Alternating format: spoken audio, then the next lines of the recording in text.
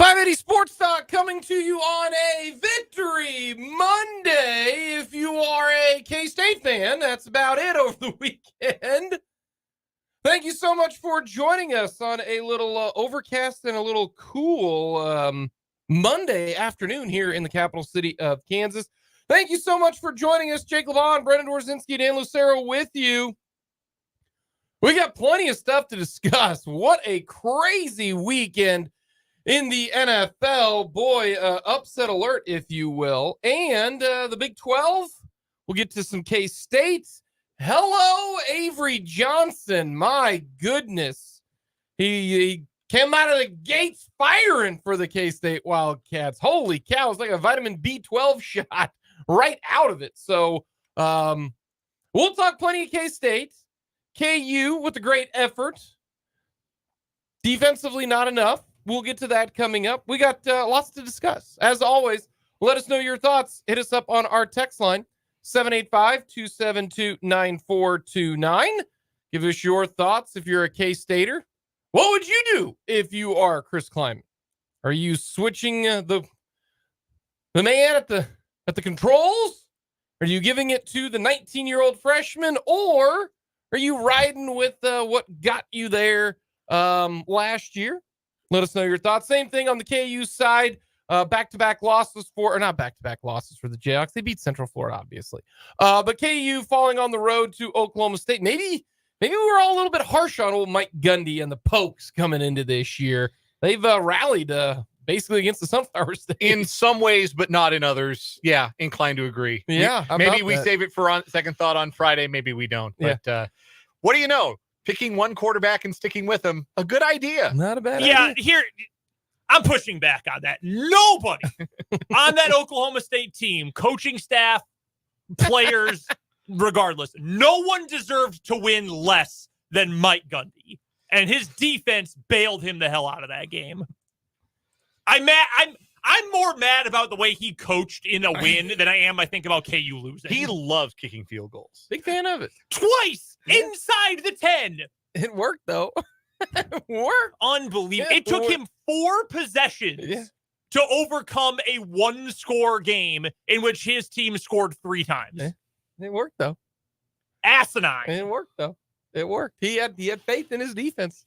We'll get to all of that. We got a lot to discuss here on this edition. Let us know your thoughts on our YouTube page. Go to youtube.com, type in 580 Sports Talk. Easy to get to.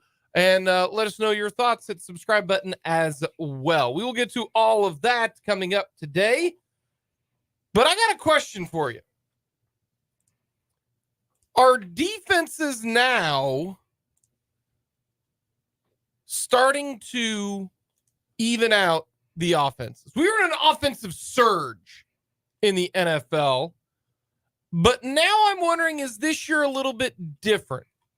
Or still not enough games? It's 6 games. This was 1 week. But this weekend, there were not a lot of points, not a lot of high-powered offenses. It was mostly about the defenses. This is what's crazy about this. The Vegas under went 11-2-1. The 2 overs were the Dolphins and the Panthers, which not a surprise. Not a shock. And the Jags and the Colts. Real quick, Desmond Ridder owes me money. I will send you my slips, Desmond. You owe me money. Brendan, very upset right now. Very. So I look at this and I'm thinking, man. And the reason I thought of this last night, so my wife has got a little daily fantasy, every Sunday, they get, X amount of money and you can fill your roster however you want to fill it. And she goes, man, all my players stink. But she was in second place. Hey. Like, all of the numbers are so bad, but she was in second place. And I go, that's because everyone on offense sucks this weekend. Look at this. If you look at the games, 8 of the 14 games, a team won by scoring 20 points or less. And Vegas scored 21 and beat a dumpster fire Patriot team only because Max Crosby went through a tight end and a right tackle to get to the quarterback for a safety, which is a defensive play that netted them the extra 2 points to get over 20 points. So I'm going to go ahead and say it was 9 of the 14 games that a team won the game by scoring 20 points or fewer to win a game. The Chiefs, Minnesota, Cincinnati, Cleveland, Houston, Vegas, and Buffalo. Oh, I forgot Detroit and the Jets. I mean, we're talking, is this now defenses are catching up? 1 game sample size. But looking at some of this, and I fully thought that the 49ers would score in the 20s, but the Browns defense completely shut them down. The Chiefs defense is playing as well as they have maybe ever played in the last 5 or 6 years. We know that. The Jets defense is single-handedly keeping them in games. And some offenses are just not good right now. Like if I were to say to you, is the Giants offense good? No, it isn't. It's not good right now. The Patriots? No, it isn't. The Saints? That's a no. The Browns with PJ Walker, which by the way, that's my on second. I'm gonna tell you right now, boy, I gave PJ Walker all sorts of hell on Friday. PJ Walker ain't gonna do anything. What's PJ Walker gonna do? Come on in there. All he's gonna do is lead a game-winning drive. And he was the better quarterback in that game. Well, I don't know if he was the better quarterback. Because Did he drop the ball winding up to throw? Because I saw Brock Purdy do that. I saw Brock Purdy not get over 100 yards passing to the last drive of the game. Wild that taking away 2 of not just Brock Purdy's best offensive weapons, but the best offensive weapons in football reverted Brock Purdy to his factory settings so fast. I disagree with that because if he makes the field goal, they're still undefeated. And he should have made the field goal. Yeah, but that doesn't mean Brock Purdy was good. I didn't say he was good, but you guys act like he's just trash all of a sudden. I didn't say he was trash. I just said we reverted back to factory settings. And I think it's 1 game. All I said was PJ Walker was the better quarterback in yesterday's game. For 3.5, honestly, that felt like a 4-hour game. It took so freaking long. A long time. For 4 hours, PJ Walker was the better quarterback. But going backwards to this, Cleveland, their offense ain't any good, all right? Chicago, is their offense any good? No. Tennessee, their offense any good? No. Awful. Denver, no. Like, this is 1 weekend. I get it. The weather wasn't awful. Like, we thought there'd be a lot of rain everywhere. Not the case.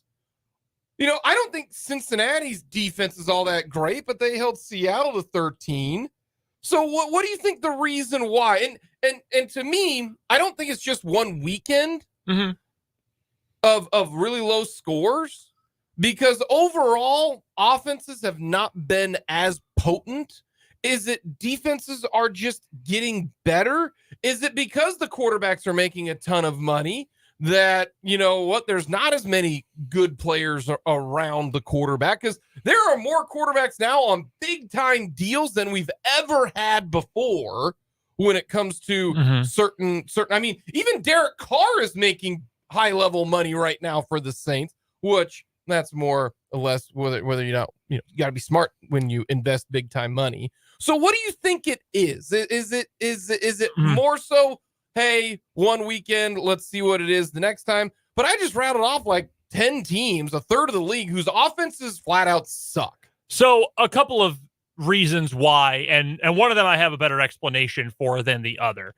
Nate Tice of The Athletic, one of their NFL analysts over there, he put up a tweet about half an hour ago, and he says, if you feel like NFL offenses are having issues in the red zone, you're not wrong. Offenses are currently scoring touchdowns 53.3% of the time in red zone opportunities. That is the lowest rate through 6 weeks since 2011. So we are at the worst red zone efficiency league-wide since 2011. Now, he says he thinks this is the defensive answer to what offenses are, because we know it's all cyclical. Offense does something, defense finds a way to respond, offense responds again. So he thinks we're at that part of the cycle here where the defense has responded to offenses, which I think is a fair way to put it. I don't know exactly what the reason for that might be, but that would mean, that's a piece of evidence that Yeah, says, it's a great piece. yes, scoring is down, and here's the proof of it. And you look at field goals. Look how many field goals have been kicked. The Chiefs are kicking field goals. My goodness, the Ravens and the Titans game was a field goal fest. And some of it, I will say, is part of going for it. I think some of it is coaches are risking it for the biscuit. You know, hey, say last night in the end of the second quarter, the Giants decided to go for it, didn't get it, cost themselves at least 3 points. Well, that wasn't just so much about going for it as it was about forgetting the rules of the sport and not being able to clock the ball. But some of that, though, is teams are going for it a little bit more. And I think it's more so the theory of, like, when you play the Chiefs, at least last year's Chiefs, I think this year's team might be a little bit different, to be honest with you. It might behoove you to kick the field goal and take the points going up against the Chiefs this year if the Chiefs offense doesn't figure it out. But the reason I say this is there was a couple years ago where it's, instead of just keeping the score respectable early on in the game, you said, no, we're going to try to win it. And we're going to try to win it right now. Instead of eventually, we'll kick the field goal and they're going to score some points, but we'll make it look respectable, when respectable means you had no chance of winning and you just played not to get the doors blown off of you. Whereas now I think people are just like, hey, look, we got a chance to really get her done early on. Take the touchdown, be aggressive on 4th and 1, go for it for the chance to get the 7, knowing we're the underdog, knowing that, hey, if we get 7 here, that gives us a much better opportunity. And if we don't get it, well, then who cares? We weren't probably going to win the game in the first place. And our texter from the 785 agrees with Mike Tice. Red zone offense has been inexplicably bad. Or Nate Tice. Mike Tice's son. Yeah. Is it really? Yeah, it is. The former Viking head coach? I was listening to the athletic football show one time, and he mentioned when my dad was coaching. I thought, I wonder where his dad coached. And I thought, wait a minute. Red zone offenses have been inexplicably bad this year and all around the league. Can't say why, but it's noticeable everywhere. So here's something else, and I'm going to try to tie 2 points together. So we have that established, right, that red zone offense is bad this year. This is from, and I do not know who this gentleman is. His name is Arjun Manan. He's a NFL data info tweeter guy. And he said that, so. Is that on his business card? Well, yeah. I mean, all he has is that he's a student at the University of Michigan and he won an award at the Big Data Bowl. Like, that's all I got on this guy on Twitter. So going back, when Dan's favorite team, the Seahawks, after they were winning a ton, when they went to back-to-back Super Bowls, defenses all across the league were doing what? Adapting to the Dan Quinn, Chris Richard system, right? Richard, however you say it. Gus Bradley as Gus well. Bradley, Cover three, high safety. Yep. Corners playing bail, basically. As offenses adapted to that, what became the next most in vogue defense? Or who was the coordinator who brought that in? Tampa 2. No, you're going way back. Too far back.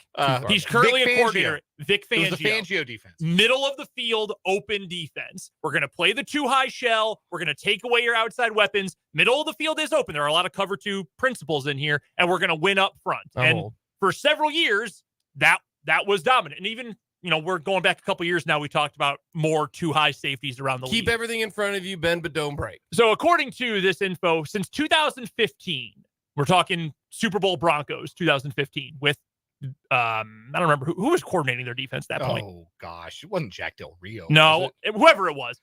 Since that point, this is the lowest yards per attempt through the air. Average depth of target against that defense. Wade Phillips. Wade Phillips, thank you. Wade. Lowest air yards per attempt in the NFL since then is this year. 6.3 yards against those defenses. In 2015, it was 7. In fact, 3 different years in the last decade, it's been 7+ yards. This year, it's barely over 6 yards per attempt through the air. So the point that's being made by our guy Arjun here is that teams are willing to say, all right, we're just going to throw short passes. We're either going to run when you give us a light box out of RPO looks, or we're just going to throw for 5 yards at a time. Teams like the Dolphins have had the most success changing their game plan because you know what they have? More speed than anybody. It's Tua get the ball out immediately. Catch the ball, throw it before you even get the laces, and let Tyreek or Waddle or Mostert or Achane run for it. And it's working out because they're just faster than everyone. The Lions have found a lot of success, because they've got probably the most creative play caller in the league right now in Ben Johnson, and they've got the best offensive line in the league as well, or top 2 with the Eagles. That's why those teams have found the most success of anyone this year.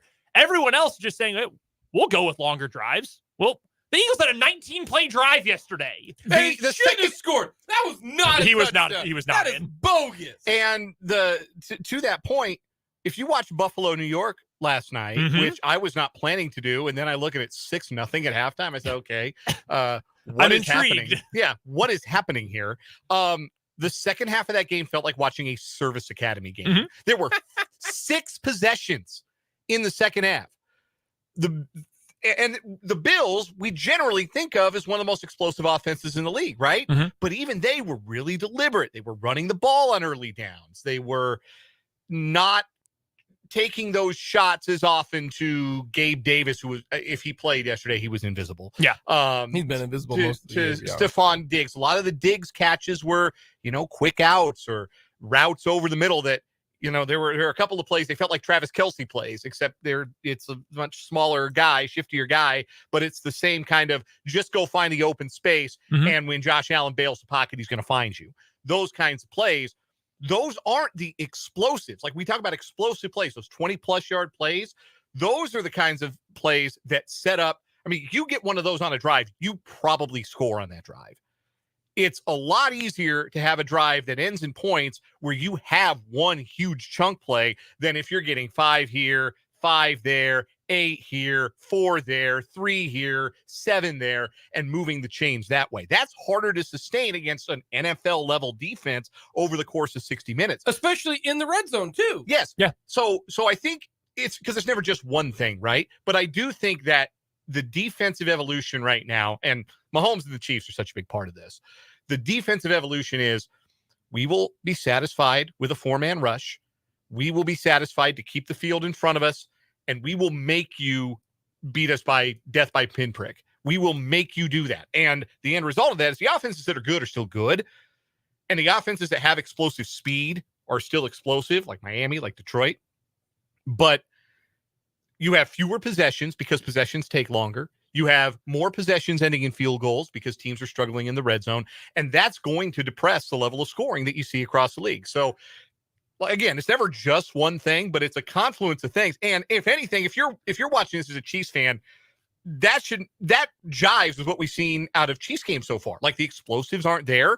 The Chiefs are still plenty capable because they have the best quarterback in the world of picking up chunk yardage here and there, but very capable of moving the ball down the field. And they're getting the running game more involved as a important integral part of the offense. But fewer possessions mean fewer scoring opportunities. The red zone shrinking means you're finishing more drives with 3 instead of 7. So you're not lighting up the scoreboard, but efficiency-wise, are you still making the most of whatever opportunities you get? The Chiefs have largely done that. They've scored on a decent percentage of their drives this year, and that's what you have to start looking at, is not like the total number, but who is efficient on a per-drive basis? Who is finishing the most offensive opportunities with points? I also look at, you got to have dudes. You got to have guys that can make plays. Like the Chiefs right now, they have 2 dudes on offense. It's Mahomes and Kelce. And Mahomes doesn't count because he's not out there actually. He's the one distributing. Yeah, they got one dude. And I don't consider running backs dudes because there are some running backs who are like Saquon Barkley, that's a dude. Christian McCaffrey's a dude. Yeah. They're not. What's going to happen to him? Well, we'll get to that. But like the Chiefs' explosive is the reason why is they don't have any dudes. I mean, they got the dude of all dudes is the guy throwing to him. And you hope that they can work their way into, I mean, the Chiefs were the perfect example of the Broncos just keeping them in front. Mahomes threw the ball 40 times and went 30 of 40. Just, okay, you're going to give me that. I'll take this. I'll take that. So this was one of the more unique weekends in the NFL when it comes to offense that I have ever seen. And the numbers, I'm glad you guys, brought the numbers back it up, whether it's red zone, whether it's the number of possessions, and maybe that's what we'll go with, number of possessions this year compared to years previous. for the NFL and the Chiefs in general, because the Chiefs are part of this trend. The Chiefs defense is a top 5 defense right now. There are a lot of good defenses out there. And hey, what do you know? Complimentary football. Tampa Bay's got a great defense. They do. But their offense, hit or miss. Yeah. You got to have complimentary football. And right now, the Chiefs are the best at it. The Dolphins' defense stinks, but they played one good team and got smashed. And the rest of them, the Dolphins have not played a great schedule. That was the benefit of the Dolphins missing the playoffs last year, is they got a great schedule this year.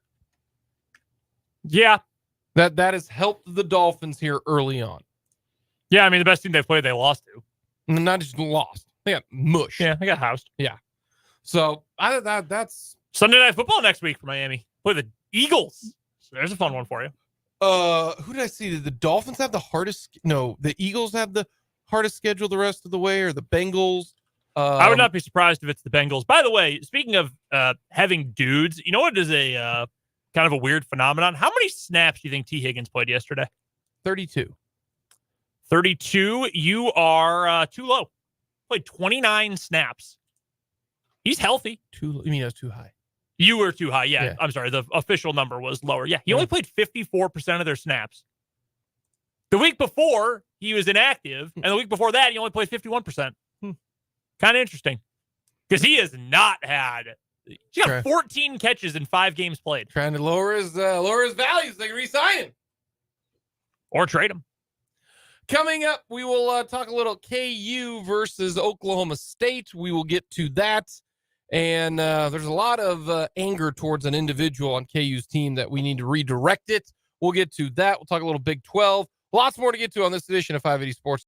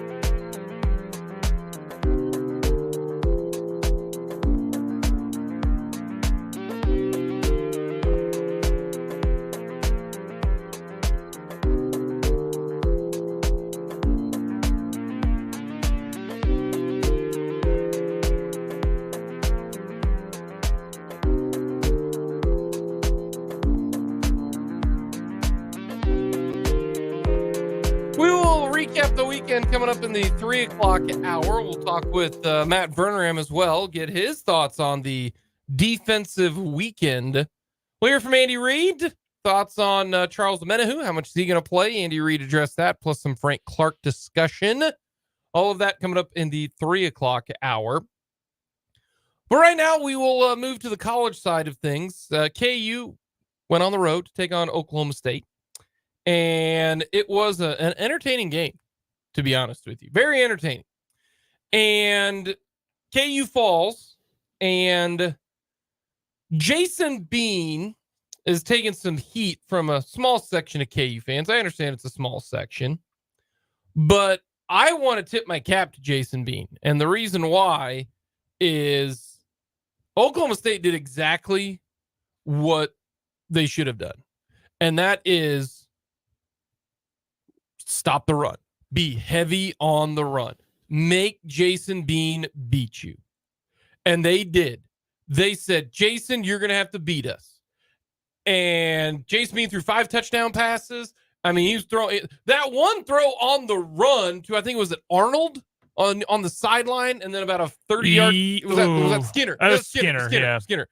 And that was just an incredible throw. Yeah, he was incredible. Played out of his mind. He played so well, but yet I hear, he threw 2 interceptions, 1 in the end zone, couldn't lead him in the fourth quarter, and the KU offense was bad in the fourth quarter. The only reason KU was in that game was because of Jason Bean. He did everything in his power, and he did exactly what he needed to do. They stepped up. Mason Fairchild catching 2 touchdown passes without anyone near a zip code of him is because of the run game. And they just assumed, okay, Fairchild's just going to block. Well, Bean hit him, and Bean burnt him. If you want to get upset, if you're a KU fan, like if you're angry and furious, if that's your MO, which I don't think it should be, then you got to be mad at the defense. Like, the defense gave up 39 points. Like that's the biggest issue in this game. But I don't even think the defense did a good job as well, because they held them to field goals. But overall, this was just a game where Oklahoma State made one more play on offense and one more play on defense. Otherwise, it was a pretty competitive game. And if Jason Bean doesn't throw for 400 yards, it's a blowout. Yeah. Let me start with this. If you're blaming Jason Bean, you're wrong. Like, that's all it comes down to. Like, you're entitled to your opinion, but you're wrong. Like, it is not Jason Bean's fault. No. It's not the receiver's fault that KU ended up losing this game. You get 5 touchdowns and 400 yards from your backup quarterback, who we all know has more passing limitations than your normal starter. No, like, he is immune from being blamed for losing that game. Now, were the interceptions like good plays? No, they were not. In fact, one of them was quite bad. But he threw for 410 yards and 5 touchdowns against a good defense. That defense flies around, and they've got some, I think, scheme issues. Hence, a tight end running free for 25 yards twice in back-to-back drives. But they've created 5 turnovers last 2 weeks. Yeah, like that's a good defense that Bean just put up the best passing game of his career against. It is not his fault, and I'm not interested in hearing any argument that it is. The problem is, one, KU couldn't run the ball, and that's a credit to Oklahoma State. And that's why Bean was able to throw it so much, because he had dudes wide open. But you got to get to your bread and butter. Like, you've got to be able to do what you are the best at. And secondly, the defense couldn't get off the field. And while you can spin it both ways. One will, they held them to field goals. The other spin is it was really stupid that Oklahoma State kicked field goals, and a non-hyper-conservative coach goes for it at least one of those times inside the 10-yard line. Yeah. And if they score, suddenly we're not talking about how it's a really close game and it was just one play that made a difference. Suddenly we're talking about how KU had to play from behind the entire fourth quarter. That's the things that changed the game. So that's Mike Gundy. We talk about cheetahs not changing their spots. Like, Mike Gundy's going to take the field goal if the field goal is available for him. And that enabled KU to hang around the second half longer than maybe they should have otherwise, just like it allowed K-State to hang around longer than maybe it should have otherwise the week before. Things have definitely changed for this Oklahoma State team, so how we talk about them probably ought to change. They have benefited very obviously from two things. One of them, picking a quarterback and sticking with him. Why it took Mike Gundy 4 weeks to do that, God only knows. But Alan Bowman has provided, he's no great shakes, but he's provided a measure of stability that I think that offense has benefited from. And also, Ollie Gordon is awesome. Like, they have a legitimate star at tailback, and he made play after play after play and put KU in a hole early. And it can be hard to get the running game going when you're behind 14-0 before it feels like the game even really starts. But when they did get back in command of the game and had an opportunity to extend the lead in the second half, Kansas could not put that drive together. And it kind of culminated with that last meaningful drive of the game where they go for it on the 4th and 1, and there's the bang, bang. Was he offsides? Was he not? That sometimes you see that flag, sometimes you don't see that flag. But they, instead of handing it off to their first team all-conference running back, they threw into the flat, short of the sticks, to Jared Casey. And I don't think you call that play if you feel confident in your ability to run the ball. And for KU to go from what they did on the ground last week against UCF to not being confident to run the ball in that spot at the end of the game, one, that's UCF for you. You can bully them like that.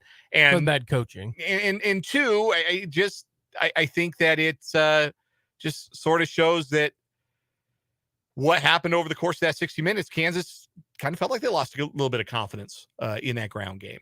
And it's confusing to me because I would always be confident that Devin Neal can get me 3 feet. Yep. Yeah, the throw to the flat. They brought the house, and that play never had a prayer. No, they didn't have a chance. That was a good play call by the defense. Hey, we're going to go down swinging, and they brought the house, and no chance whatsoever. If you run into that, you might gash them. You really, really might, because they sold out and they guessed that they were going to throw the ball, and they guessed right. I don't have near as a anger towards Mike Gundy kicking the field goals. And anger is not quite the right term. Maybe not for me, but the reason why is a part of what Mike Gundy is saying is our defense is playing better in the second half. I don't think that KU is going to go down and score. And that and he bet right. He gambled because the kicking 3 times to overtake a 7-point lead, the fact that you got to 1, get 3 field goals, and 2, you got to get 3 consecutive stops. But he guessed right. I mean, it's like he hit on 17 and got a 3, or hit on 17 and he pulled a 4. It worked. So a part of me is not going to be too upset, because that's part of the analytics where they don't see, hey, my defense is playing better right now. There's a backup quarterback in. We figured out to not give up the big pass play in the second half. That is my only thing with what Gundy went there. That's my only logical assumption. I have no idea what's going through his head, and I only think Mike Gundy knows that. That is what at least I was seeing. I'm thinking here, okay, this is what Gundy is doing. Gundy is thinking that they're just not going to score. Well, your defense better show up. And it did. Yeah, here's the difference maker for me in the game, other than the fact that KU just really couldn't run the ball. I mean, 29 carries for 90 yards is just not how Kansas is going to win a lot of games this season. KU had more yards per play, almost a full yard more per play than Oklahoma State had. They had a better percentage on third down conversions. They threw the ball extremely well. Oklahoma State had 8 explosive plays, either passes of 20 plus or runs of 10 plus. Oklahoma State had 8 of them in the game, and they also had 2 more pass plays of 19 yards, which technically don't count. So if you want to add those, they had 10 explosive plays in the game. That was the difference too. Yeah, that was the difference maker in this game. You eliminate a couple of those huge Ollie Gordon gains or just a couple of big pass plays, KU might come away with this, because some of the longer field goals they kicked, maybe they have to punt on those situations. So it's tough. I mean, it's also the Big 12. I know I saw a handful of KU fans who were really freaking out about it after the game. Like, chill. Just chill out. It is the Big 12. It is hard. Oklahoma State is better now than they were 3 weeks ago. I think they have very clearly proven that, and they're especially hard to beat at home. KU has not won 2 road games in Big 12 play in 15 years. 16 years now. Also, it's hard to do. Was it nine out of the last 10 times Gundy's been a road underdog or a home underdog? They've won outright, not just covered, but won that game outright. So it just goes to show you underestimate Oklahoma State and Stillwater at your own risk.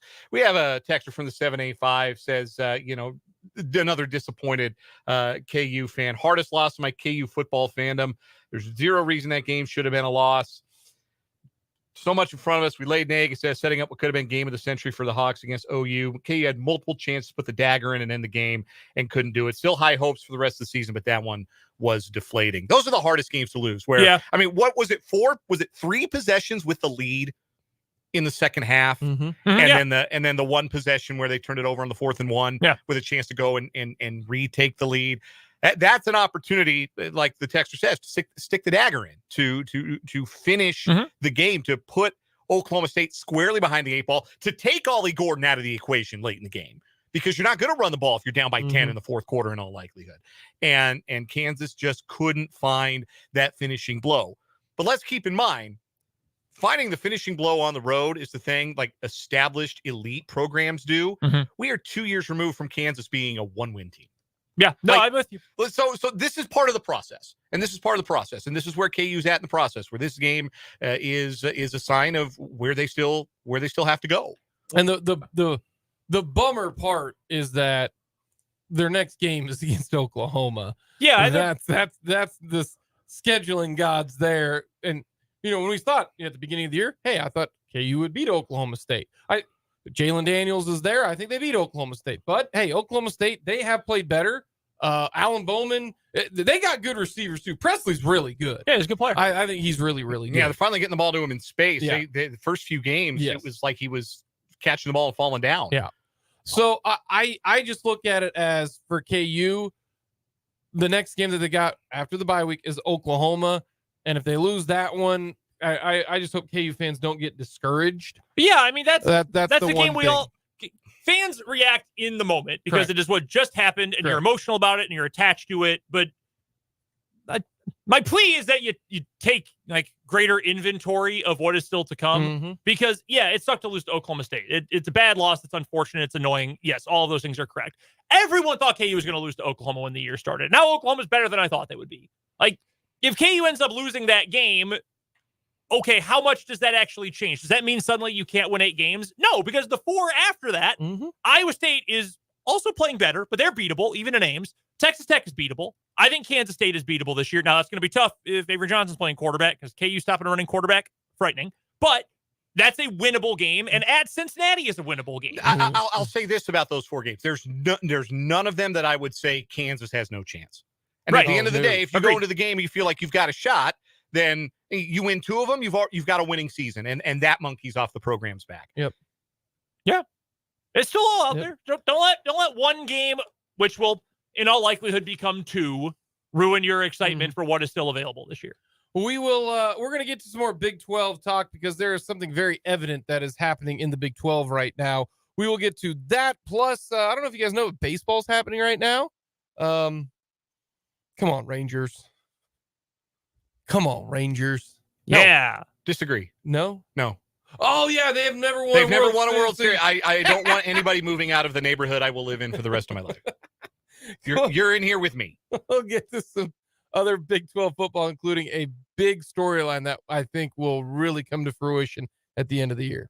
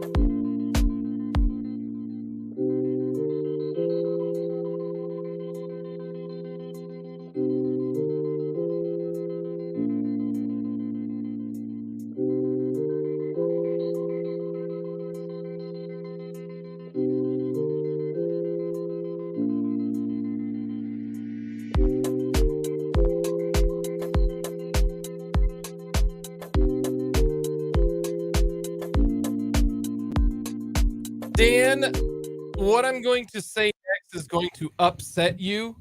I'm not meaning for it to, considering how this occurred. And I think you know where I'm going with this. But there is a trend right now in the Big 12 that basically says if you get to play the 4 new schools, you're almost guaranteed 4 victories. Outside of a Hail Mary situation on Friday night. Dan, I'm sorry. That's tough. Dan had the Mountaineers -3. There was free money out there to be had if you bet the right correct Big 12 legacy teams against a Big 12 newcomer on Saturday. Yes. But West Virginia -3. Oof. That's a bad beat. I'll never have a worse one, so there's that. But the reason I say this is you say that now. hey, what does Buddy Bell always say? I never say it can't get worse.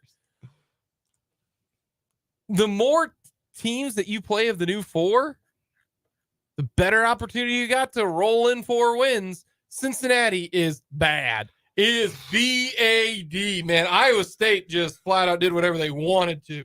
Emory Jones, is he playing quarterback or is this some kind of performance art? Like, what is that offense is wretched. And maybe I'm not giving enough credit. Like, clearly Iowa State's in a better spot now.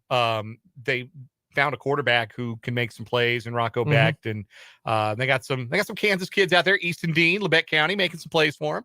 But Cincinnati is just, they're bad. Awful. Central Florida can't stop anybody. They're 0-3. Houston is 1-2. The only reason they're 1-2 in Big 12 play is because of a singular Hail Mary play. That's it. BYU, oh man. Feel bad for our friend of the show, BYU AD Tom Holman, because they got destroyed by TCU. Yeah, what in the world happened Holy there? Cow. So TCU quarterback, their backup, had the best PFF grade of anybody in the country this week. Chandler Morris is good luck Chuck in football form. Ooh, okay. That was that movie, right? Yeah. Where all the guys after you get girlfriends get married right after. Oh man! Yeah. Wow! What a I don't think it was girlfriends. I think it was relations. Yes, they had relations, and then the next person they met ended up being their soulmate. Yeah. Anywho, that's what Chandler Morris is. Yeah. But BYU's one conference win is because they beat another team that's new. So if you got like TCU the rest of the way, it's a bummer for TCU. They don't got any newbies the rest of the way. Okay. K-State, like TCU schedule the rest of the way, kind of difficult. K-State, what do you got? Okay. K-State, hey, you got one of them. You got Houston coming up. Hey, that's a positive. What about Kansas? What do you got coming up? Cincinnati week 13. You got Cincinnati. That's a good situation. And do you remember when I told you guys that I think Oklahoma is going to do well? Well, it's because Oklahoma got to play 3 of the newbies. Cincinnati, UCF, and then they're at BYU. I'm starting to think, as I said last week, that game might be a little bit closer. By that time, BYU might just be, Here's a fun question for you. But if you get to play 3 of the 4 new schools, you get it's a bonus, man, because they're just getting wrecked. Here's a fun little piece of trivia. There are 5 teams in the Big 12 who are either have 1 win or 0 wins. Everyone else has more. Who's the only legacy Big 12 program in that group? Baylor. Yeah, Baylor Bears. Yeah, Baylor. It's very funny. Hey, they play, I think they're at Cincinnati this week. Oh, that game's going to be gross. That is going to be mega disgusting. And if you don't think I'm betting on Baylor, watch me. Watch me. This is the week Dave Aranda gets back on track, baby. They're going to win like 42-9 or something stupid. All right, real quick. Don't look at your computer screens. Just close your eyes. Who is second right now in the Big 12? It's the Iowa State Cyclones. It is the Iowa State Cyclones. What is happening? Our pets' heads are falling off. Well, they played Cincinnati. Big help. They played TCU, who's pretty wretched. TCU so bad they lost to Colorado. We can start saying that now. Who else they played? Who else they beat? Oh, they beat Oklahoma State. They beat Oklahoma State before Oklahoma State decided, hey, maybe we should not do the Nepo baby at quarterback for 4 series a game and you're ready for this? Stick with one guy. Here's the rest of their schedule. Iowa State's got off week this week. They're at Baylor, I'm going to pick Iowa State to win that game. KU, BYU. That's another win. So, I mean, they're going to be 5-1 with 3 games left with KU, Texas, and Kansas State. Now, I would like to think that KU, Texas, and Kansas State can win that puppy, but I can't believe Iowa State is 3-1 right now. I would have lost a lot of money at the beginning of the year going, oh, yeah, the Cyclones. This is apropos. Gambling you. This is apropos of effectively nothing, but I'm actually very intrigued by what it is going to be like the first time BYU fans travel to Ames for a basketball game. Like, they ain't going to be ready for all those boos. They're not going to be ready at all. BYU people normally avoid boos, so being in Ames for that game is going to be pretty tough. More ways than one. Thank you. Thank you for catching that. Dan, who are we rooting for the Major League Baseball playoff? I will be okay if it's the Phillies or the Astros. The Diamondbacks winning would aggravate me greatly because 84-win teams should not be playoff participants. And the Rangers have never won a World Series. My favorite team, the Colorado Rockies, in case you're unclear, has also never won a World Series. I want everybody else trapped in hell with me. So go Phillies and go Stros. Who you got? Phillies got a KU guy as their manager, so default there. There you go. Okay. How much baseball have you watched in the playoffs? 0. Not a single pitch? Not a single pitch. Have you been watching much? I watched a little bit of Phillies Braves and a little bit of Diamondbacks Dodgers, but have not watched much. And I love baseball. I've seen 3 innings. Yeah, the entire postseason. I've watched 3 innings. Go Rangers! Go Dayton Moore. Coming up, we're going to talk horrible. about K-State's QB situation.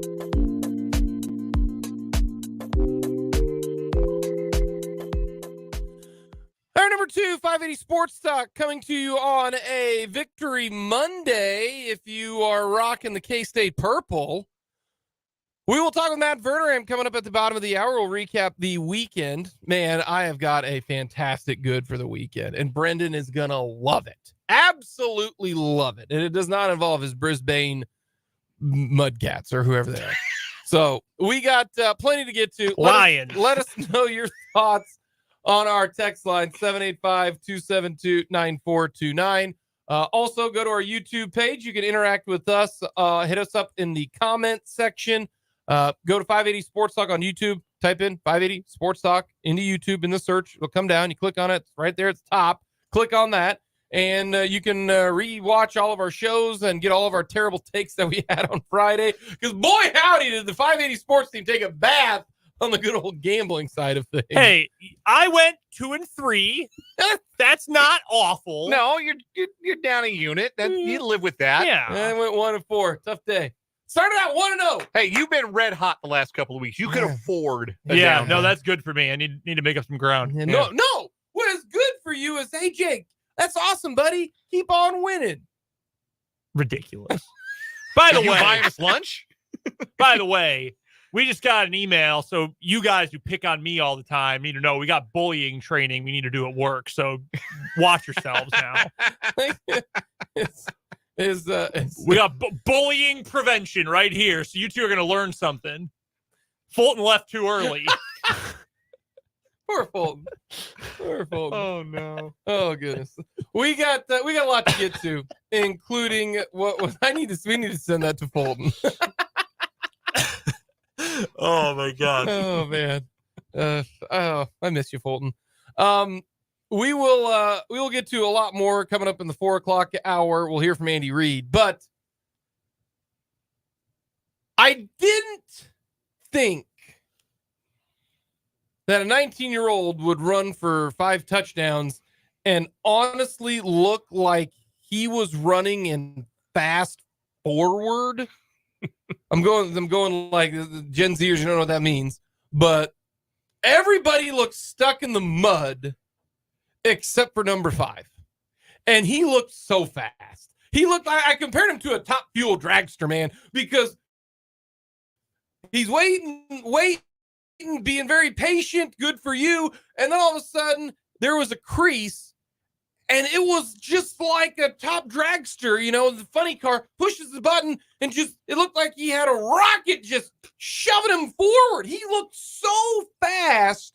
Once he put his foot in the ground to go north and south, Avery Johnson on all 5 of his touchdowns, all 5 of them, I was like, oh, what's going to happen there? And then he just stuck his foot in the ground, and everybody looked so damn slow that they had no answer for him. It was incredible. My favorite of the 5 was the third, and this was the most pivotal one, where they're down 4. I think it's 21-17. No, they gave up the touchdown drive. It was right after that, right? It was right after the touchdown drive. Am I getting it? The what do you call it? The chronology backwards. It's the third touchdown, and it comes at a pivotal point in the game. And I think it is 21-17 at that stage. Yeah. Texas Tech was up 21-17. Texas Tech had just gone on the 99-yard touchdown drive because K-State had done a cowardly punt inside their own territory, pin them at the 1, which is great, and then their freshman quarterback led a 99-yard touchdown drive. The last time he looked good. Kid made a great catch in the back of the end zone, and K-State's down. But they're driving, but they've got a 3rd and 10. And you're thinking, oh, man, they might have to settle for a field goal here. Cut it to 1. That's not great. That's not ideal. Can their defense get a stop? Can they stop Taj Brooks? And then they call a quarterback sweep. On 3rd and 10. On 3rd and 10. 3rd and 10. That is an arrogant play call, but it's arrogant in a good way. It's an arrogant play call because you're saying if we get a center and a guard out in front of Avery Johnson, they're not going to tackle him. Not just the center and a guard, but the best guard in the country and one of the better pulling centers in the country in Gillum. And they got Gillum and Beebe out in front, and not only was Avery Johnson not tackled, Avery Johnson was not touched. That looked like a stroll in the park. And it gave K-State the lead. VJ Payne picks off the pass on the next Texas Tech play from scrimmage, and that flipped the game. I mean, that went from a dangerous spot for Kansas State to K-State cruised from there. So that's my favorite of the 5. But yeah, you said it. He played at a different speed than anybody else on the field. And that's an athletic Texas Tech defense. Like, it's not a great defense, but they're athletic and they play fast. But Avery Johnson plays faster, brother. And it's not just, and I want to make this what the reason why it's different is he's not catching it and then just like flying. He's not catching it like he's on a fly pattern and then just going. No, it's the explosive initial burst that makes it so hard because he's waiting, and then sees the crease. Great example is the one touchdown that he did get tackled in was a great example. It looked like I was like, when the play was running, I go, Avery, just beat him to the corner, beat him to the pylon, dive for the pylon. But he slows up, stops, puts his foot in the ground. The Texas Tech linebacker, kept his momentum going. And then Avery just immediately just forward, took 2 steps and dives into the end zone for the touchdown. That's hard to defend. And the reason why the quarterback run game is so difficult to defend is very simple. You add an extra blocker. It might not be a fullback. It might not be somebody that's lead blocking. It might be the tight end.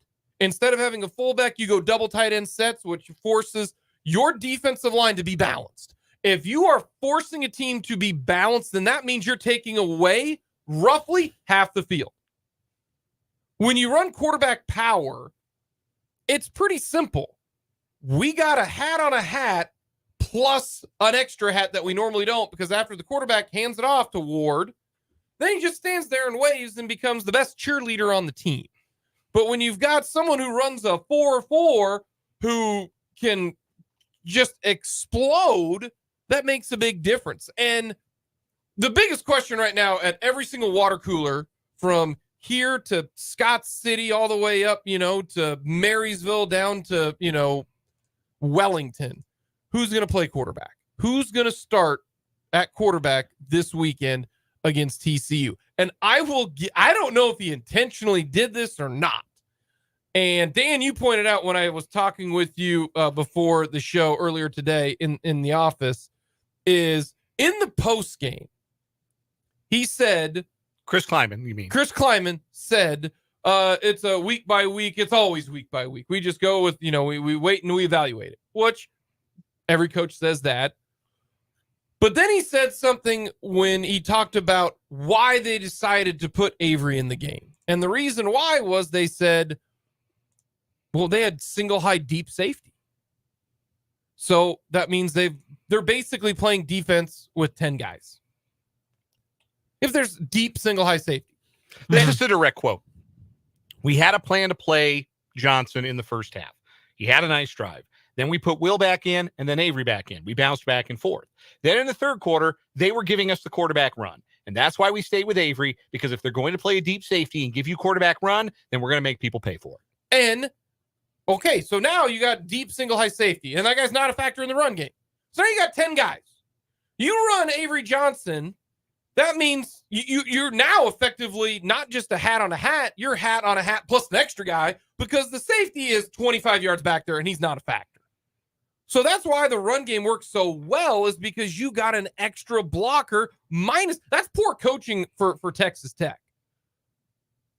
So, but it's brilliant by what Chris Kleiman said, because he basically said, well, the reason why Avery played in that game was not because we don't think Will Howard can do it. It's because schematically, X's and O's wise, this was the smart play.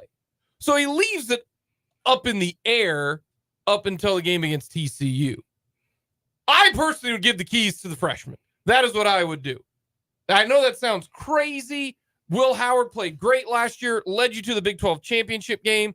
But right now, I would like to see what Avery Johnson can do, because he is the future of your team. He is going to be, and adios redshirt, because this was just his third game that he played all year. He played against who was it? The first game of the year. He played the opener against the FCS team. Who was it? Southeast Missouri. SEMO, yeah. Played against them. Played against Missouri. didn't play against UCF, didn't play against Oklahoma State. So the redshirt rule is you got 4 games. Right. Well, now what you saw against Texas Tech, he's playing in every single game. The question now is, do you trust him enough, one, to throw the football? And do you trust him enough to the only negative to quarterback power? There's only one negative to quarterback power. If you've got a dude like Avery Johnson. Injury. That's it. I mean, if you're K-State, you sort of assume your quarterback's going to get hurt at some point, right? Yeah, I'm kind of joking, but kind of not. But that is the only reason why quarterback power is not a bad way, but it's the only drawback is that the more often you get hit, the more often that you get hurt. So that is the only drawback. But he is a weapon. He is a weapon, and I would ride with him. I would ride the hot hand.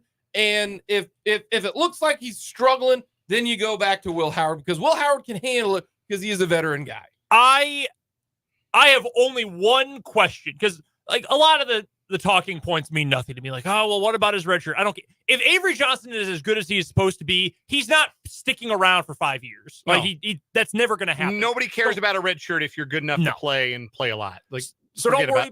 Don't worry about that. Frankly, don't worry about feelings because I'm sure someone's will be hurt, but don't worry about that because your goal is to win. I wonder though if it was still up in the air because if it wasn't potential red shirt, why didn't he play against UCF? Why didn't he play against Oklahoma State? Like I do think there was a little bit of let's take the season as it goes to see. Well, yeah, but my point is No, I know what you're saying. You guys are saying that I want him to redshirt. No, that's absolutely not at all what I'm saying. Okay, I just want to point out, like, they clearly had potentially redshirt still in mind because they didn't play in the last 2 games. Right. My point is now that things change. Correct. I'll give you an example from the other team in the state. Jalen Daniels was going to redshirt 2021, and then suddenly he was their best option, and suddenly KU was a lot better. It would have been incredibly dumb to redshirt him at that point. This is obviously not the same situation and not the same kind of program, K-State now and KU then. I'm not trying to say that, but things change. And now we have an example of, well, shoot, the offense looked really good against Texas Tech. Here's my question. Are you going to let him throw? Because if the answer is no, then this should be a very easy choice to stick with Will Howard. Because you let him. You cannot, to me, and I know the schedule is not bad here. Like Texas is going to be tough on the road. KU will probably be a decently tough game. Iowa State's playing better. You should beat TCU regardless. You should beat Houston regardless in the next 2 weeks. I don't want, just personal philosophy, I don't want to stick with a quarterback who can essentially only do one thing.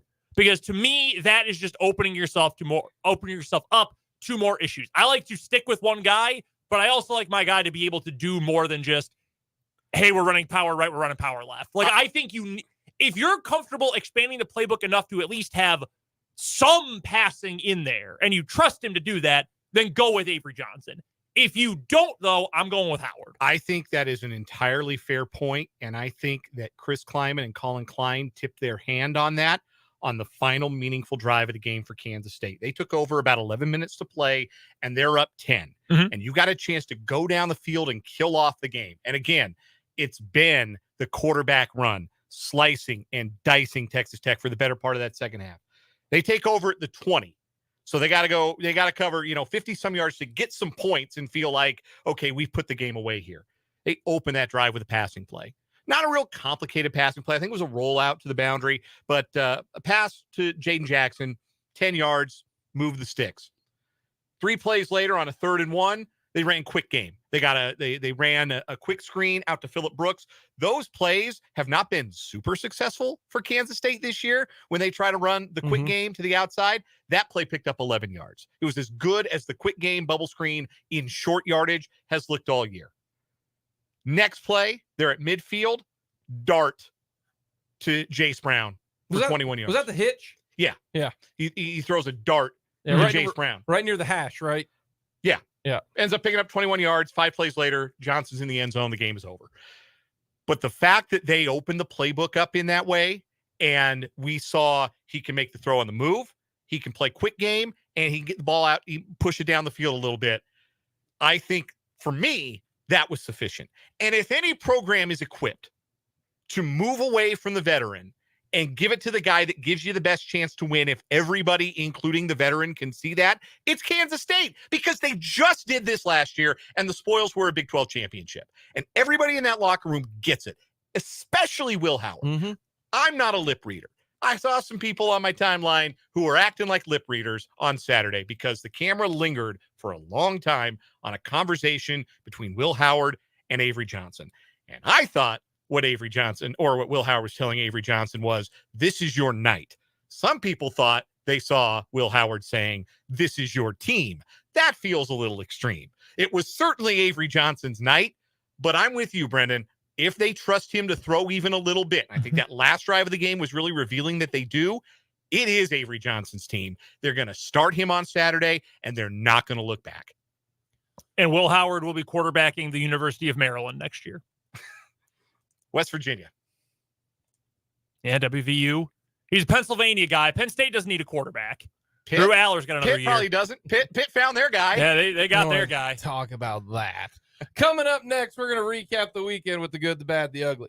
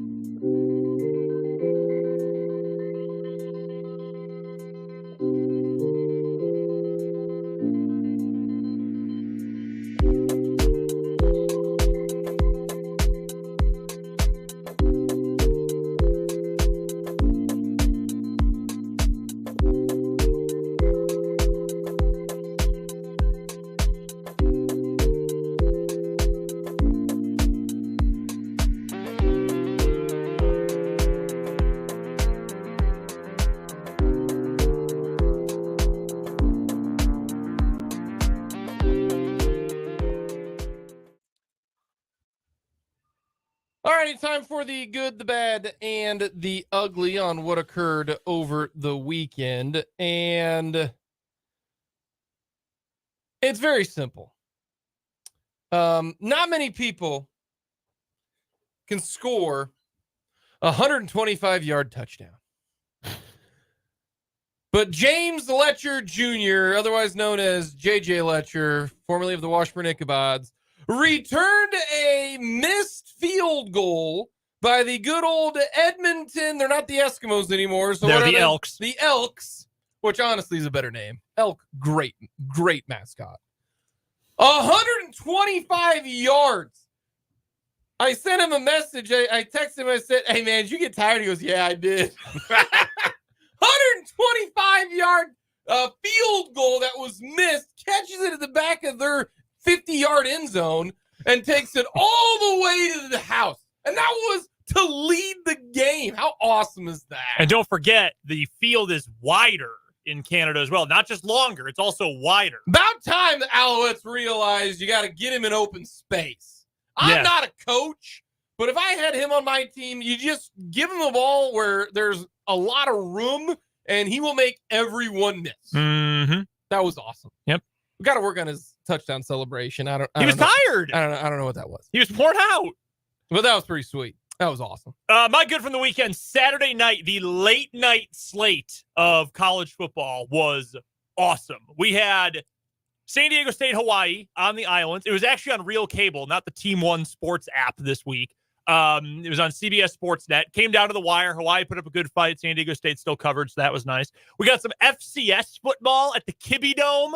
Idaho versus Montana in a top 10 FCS game. That came right down to the wire. Good win for Montana, by the way. They got the upset win on the road. And the game of the weekend, Boise State was up something like 18 points with 4 minutes to go. Maybe it was 17 points with 4 minutes left and lost. Colorado State scored, got an onside kick, scored again, didn't get the second onside kick, but got the ball back after using all their timeouts. Somehow worked the ball down the field. Boise State just stopped playing defense, and then they won on a tip drill Hail Mary as time expired. And Boise State played it right. They did what you're supposed to do. Spike it down like volleyball. Knock it down, boom. Spiked it right into the gut of Colorado State's tight end. Hell of a catch. Oh, it was incredible. What do you got for your good? I did not make it all the way through Saturday night Boo. because I was up late Friday night watching Stanford come back from 29-0 down at the half. So wait, that's your good? Yeah. That's my bad. Colorado, what are you doing? It's my good because some gentleman nobody had ever had any reason to hear of outside of the Stanford campus or Medicine Hat, Alberta, Canada, where I'm sure he was the greatest wide receiver anyone had ever seen.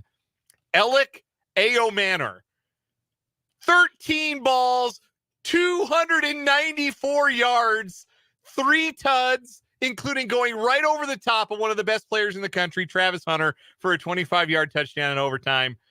Colorado botches the end game because Deion Sanders doesn't understand how college football overtime works still, even though he's been in it twice this season alone.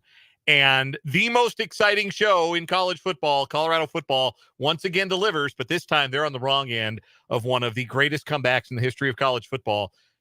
46-43 Stanford in double overtime. I don't take any particular joy in that result, but it was an incredible game and an incredible comeback. And now everybody knows Alec Ayomanor. It's Eric, except with an L instead of an R, because the L stands for legend, which is what he is.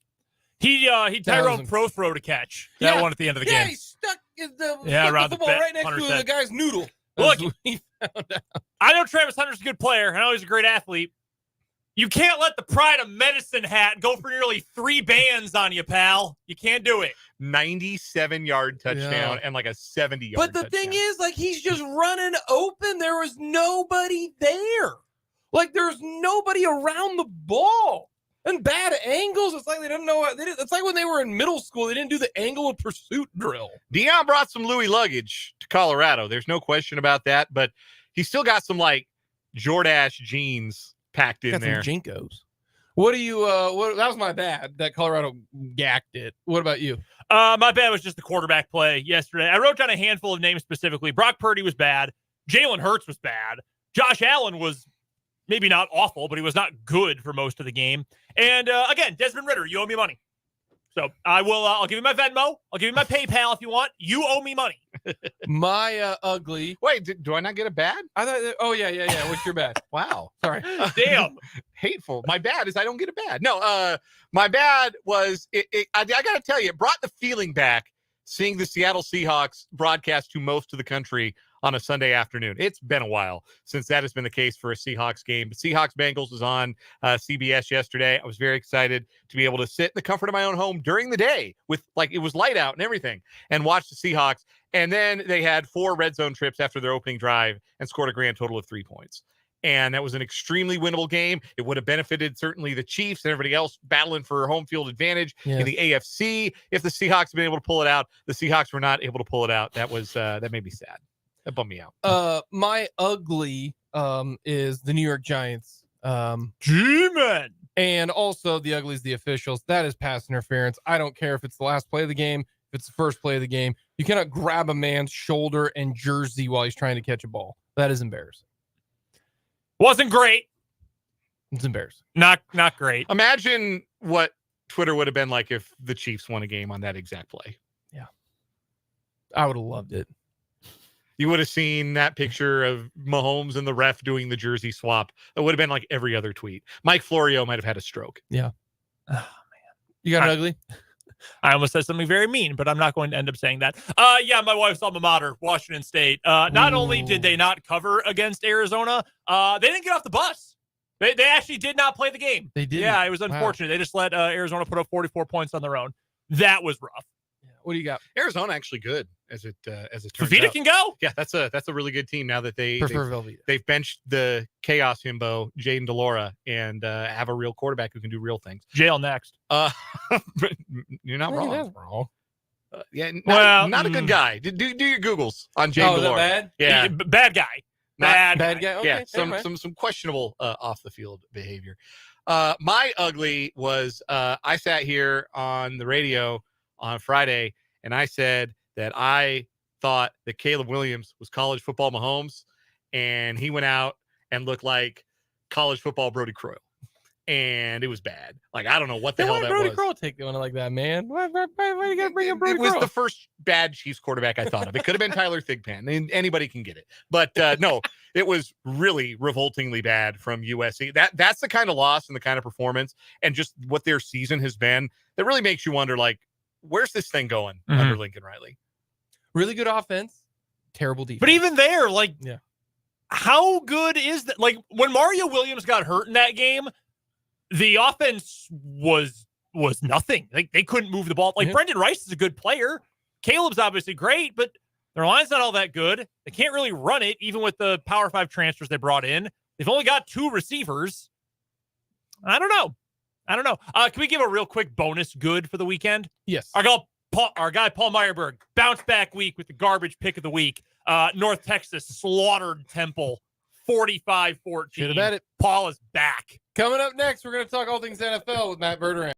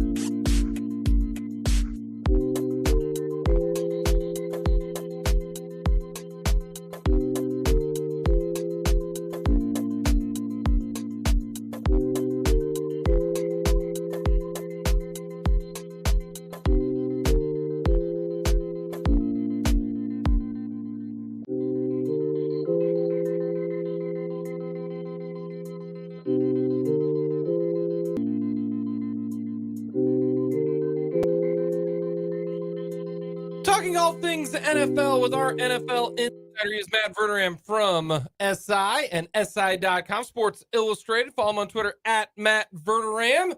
All right, Matt, it was a weekend of defenses. What was your biggest takeaway from the past week? You know what? Sometimes you got to win games that are ugly, and you saw a lot of that this week. Now, the 49ers and the Eagles didn't. So now nobody's undefeated, and the 72 Dolphins can pop all the champagne they like. But, you know, you saw some teams just grind out games. The Chiefs were miserable offensively in some areas. They won. They even covered. Buffalo was far luckier to win, but they won. No one's going to care in January what the score of the game was in October. I think right now that's the lesson. I also think you look around the league and offense has been a problem this year. I mean, there are not a lot of teams outside of Miami who are just lighting it up every week. I mean, the Niners up until this week were, but defenses have played well, and I think it's something to consider here as we go forward. What's the biggest reason defenses are getting closer, gaining, shortening the gap? What do you think the reason is for this?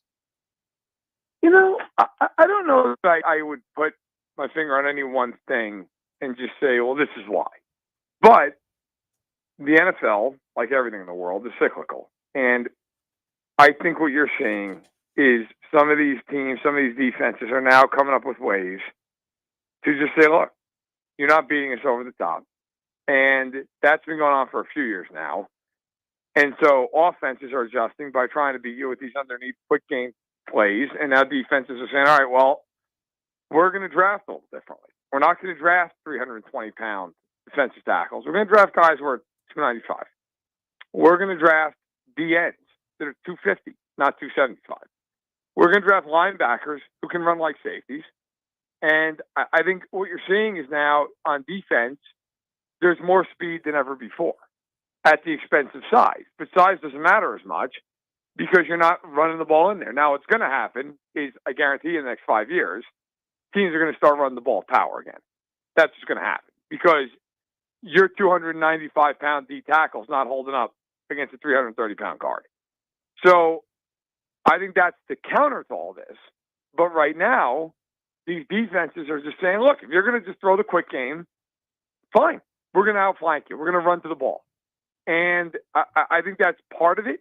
And I think part of it, too, has just been a little bit of sloppy play as well on offense. And that usually gets better as the year goes on. But it's been a combination of a few factors. When it comes to the Chiefs, their defense has been excellent. Did you expect their defense to be this good? And right now, I've always said they just need to be a top 10 defense. Are they better than that? Are they, a top 5 defense through 6 weeks? Coming into the year, I thought they could be a top 10 defense. I thought that this would be the best defense they had in Mahomes' career because of the way that they were constructed. I didn't see any glaring weakness. I think right now they're not only a top 5 defense. You can make an argument along with San Francisco, the best defense in the NFL. I mean, they don't give up anything. And I get it. You say, well, it was Denver.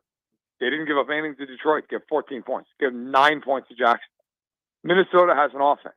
He had 20 points. Justin Jefferson's the best receiver in the world. He gave up 3 catches to him. I mean, this is a team that right now has 2 corners playing at an all-pro level. They have 3 linebackers playing at a top-tier level, specifically Tranquil and Bolt. They have the best interior defensive player in the world in Chris Jones, alongside Aaron Donald, of course. And then you've got other guys on the outside like Karlaftis and Dana who maybe aren't playing like they're going to have 15 sacks. They're really good players, deep at safety. They're deep everywhere. And this scheme, it's so complex, but they clearly have an understanding. I put out a video. I was at the game Thursday night. There was, on the one on the interception with Bolton, it showed so clearly why they're playing so well. I mean, they dropped into a zone, and Tranquil drove on the running back in the flat, and Wilson just thought, and I don't blame him for thinking it, I've got Judy's wide open, sitting down in the zone about 18 yards downfield. And as he started to throw the ball, Bolton just dropped right into the zone that Tranquil had vacated, and he threw it right to him. And you look at the play in real time, that's an awful throw. And, it was a throw that a veteran quarterback probably ought to not make. But it was also just a great play that the Chiefs knew exactly what was going to happen and how to bait it, and they jumped right in front of it. They're playing at a level right now that is absolutely top 3 in the NFL. We're chatting with Matt Verderame, who covers the entire NFL for Sports Illustrated and SI.com. He joins us every Monday here on 580 Sports Talk on the Fleming Place Wine and Spirits Hotline to talk all things NFL. The two previously undefeateds that lost this week, Matt, you already mentioned them. The 49ers, they fall 19-17 to the Browns. The Eagles fall 20-14 against the Jets. Do you feel like anything was exposed by, the Browns or the Jets exposed anything in either of those two teams? Or was that just, hey, a couple of tough games against some good defenses? Yeah, I don't think anything was really exposed. Although I would say that if I had to lean toward one or the other, San Francisco, there's one thing about the Niners. Now, before I say this, you have to have the horses to do it. Because if you don't, you're going to give up 50. Okay? But the Browns in that game said, we can play you man on man, and we're going to make Purdy beat us that way. And so many teams in the league are so horrified of San Francisco's weapons. They play zone, they play soft, they back up, and it just kills them. It's run after the catch central. They can run with McCaffrey, and then you start bringing guys up, and then they throw it over the top of the intermediate zone, everything else. The Browns in that game said, we are not going to give you 3 yards. Beat us. Now, it certainly didn't hurt the Browns' cause that McCaffrey and Samuel had to leave early in the game. But I do think, and I've thought for a while, that is the way to play San Francisco. Now, you've got to have the guys to do it. But if I'm Philly with Bradbury and Slay, I'm doing it. If I'm Kansas City, if you see them in the Super Bowl with Snead and McDuffie, I'm doing it. I'm making them beat me over and over and over in man coverage. And if they can do it, they win. But I thought that was something that was interesting, that even in Seattle with Woolen and Witherspoon, beat me. I'm going to climb up on you one-on-one, beat me. And I do think that is something that teams that have that ability are going to try to replicate. Jim Schwartz, defensive coordinator for the Browns. He's only been a head coach once before, 5 years with the Lions. Didn't go especially well, only played in one playoff game in that time. Since then, though, he has won a Super Bowl as the defensive coordinator with the Eagles back in Super Bowl 52. He has taken a Browns team that's severely underachieved with Joe Woods as their defensive coordinator. Now they look as nasty as anybody. Do you think, and I know he's not young necessarily, he's in his late 50s at this point, think Jim Schwartz will get another look for a head coaching job next year? No, because he's on the defensive side of the ball. His first foray didn't go particularly well, and he's almost 60. So I don't. But he's a very good coordinator. When I went to Browns camp, that's what I wrote about. That was my feature coming out of the Browns camp, was that, look, this guy, he's not a great head coach, but he knows what he's doing, and they're going to play well in defense. And that has come to fruition. The funny thing with the Browns, too, is you look at them, Garrett's obviously all-world. Denzel Ward is a great corner. They don't have, 6 guys on that defense who are going to be Pro Bowlers. I mean, it's not like you can look at them and go, oh, my God, how could you ever score? They just play aggressive, man coverage, downhill physical football. And it's not a scheme that's overly complex. They're just very, very good executing it, and Schwartz knows how to get them in advantageous situations. And so, you look at them offensively, I don't know what you're going to get, because Chubb's out for the year, and Watson has been bad. He's only played. Now he's hurt, so on and so forth. And look, that game yesterday, they won, and you give them all the respect in the world for it. It's also a game that if they played it 10 times, they probably lose 9 of them. I mean, the Niners, 12 penalties, missed field goals, injuries. It was a train wreck. But the Browns are the kind of team that most weeks they're going to keep themselves in the game. And if you make a couple mistakes, they got a great chance of beating you. So I think they're a limited team, but they're also the kind of team that if you go in and you drop 5 passes and have 2 turnovers and take 6 penalties, they're probably going to walk away with a win. I am not only asking this question because Desmond Ridder cost me money yesterday, but I'm largely asking because Desmond Ridder cost me money yesterday. Why will Atlanta not make a switch to Taylor Heineke? Well, first of all, blame yourself for blaming a Desmond. Listen. Okay. For the record, it was the over, not just the Falcons, but yeah, I should probably eat the L on that one. Yeah, have some accountability in your life. You're the one who bet money on Desmond Ritter. Okay?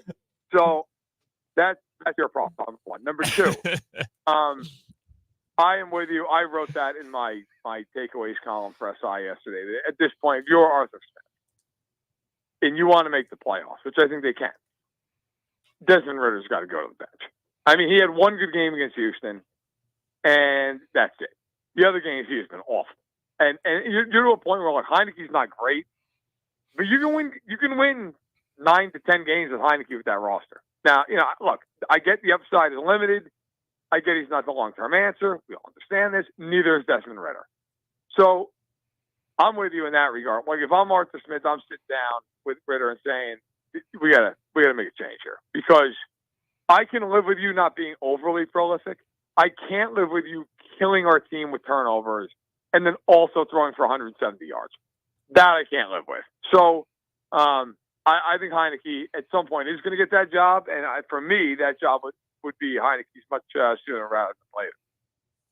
Our guest is Matt Verderame. He covers the National Football League for Sports Illustrated and joins us every Monday on the Fleming Place Wine and Spirits Hotline at this time. Check it out, SI.com. Find the magazine as well for Matt's writing. And, of course, you can always find him on Twitter at Matt Verderame. Matt, the Texans improved to 3-3 with a 20-13 win over the Saints. Do you believe in them as a real threat in the AFC South, or do you think that Jacksonville, even if Trevor Lawrence is a bit banged up, is starting to find the traction to show why they were the preseason favorite in that division? Yeah, I mean, look, I think Jacksonville's clearing away the best team. Now, Houston, I will say this already beat Jacksonville and beat them handedly in Jacksonville, so you have that going for you. And Stroud looks like he's going to be a very good player. He's still inconsistent right now, but he's going to be very good. And Ryan's coach. So there's light at the end of the tunnel, finally, for these long-suffering Texans fans. That said, that roster's not good enough yet to truly compete with the big boys. I mean, if you look at their schedule, it's been a lot of beating teams that you're like, okay, yeah, I mean, that team's not good. The Saints are not good. The Jags are the impressive win, right? That's the one you look at and go, all right, man. But I think for Houston right now, the goal should be, can you stay in the playoff chase? Can you get to 9-8? I don't think 9 wins in the AFC is getting in the playoffs, but maybe it does. Maybe you can find a way to be a wild card team. Now, the one good thing for them is the division's not good, and they're playing the NFC South. I mean, those are 10-year games. So you're going to have a chance. Plus, on top of that, you're getting a last place schedule, right? So you're seeing teams that you'll look at and go, okay, well, can beat Denver. You look around and go, can handle some of these teams. I mean, they play. Trying to go on. It was the Jets who were in the last place. So the Jets, I mean, that could be a defensive game. It's I think a year too early for Houston. I think they're going to fight to be right around 500. But I love where they're going, and I think by next year, with a couple additions, yeah, absolutely, they could be a team you look at and say they could fight for the division, maybe get a playoff game. Fascinating Monday night game tonight. Cowboys at Chargers. Somebody's going to lose this game in a way that is going to light the internet on fire. Who is it going to be? And if you'd like to hazard a guess as to how which of these teams is going to blow this game, I'd love to hear your theory. I've thought about this game a lot. Kind of like I thought about the Chargers-Vikings game, because you knew, like, whoever lost, it was going to be in some back-breaking fashion. I feel like tonight, at some point in the fourth quarter, we're going to get one of those obligatory shots of, like, the coach, and it's just a zoom in, and Buck and Aikman are talking about why it's all gone wrong, and they're just going to be staring across the field almost vacantly, like something horrible's happened to everybody on their side of the field. I think the Chargers lose because they're the Chargers, and there's going to be something that happens in the game where they take some just disastrous penalty, or my other theory is they lose because it's like 34-31 and nobody stops anybody the entire game, and then when Herbert gets the ball 2 minutes, he throws 3 straight incompletions. And they inexplicably punt after Staley's gone for it on like 8 straight fourth downs. So I'm going to take Dallas in what is basically a home game for them, but I expect this to be down to the last 2 minutes and somebody to make just an absolutely devastating mistake. Matt, I want to get to the Chiefs and the Chargers because they play coming up on Sunday. No matter what they do tonight, the Chargers are going to play the Chiefs to the very last second of that game as well because it seems like they always do. Yes. Yeah, I agree. I'll say this, though. I don't even care what the Chargers do tonight necessarily from the Chiefs' perspective. If the Chiefs beat the Chargers next week, this division's over. The division's over. We didn't get to Halloween yet.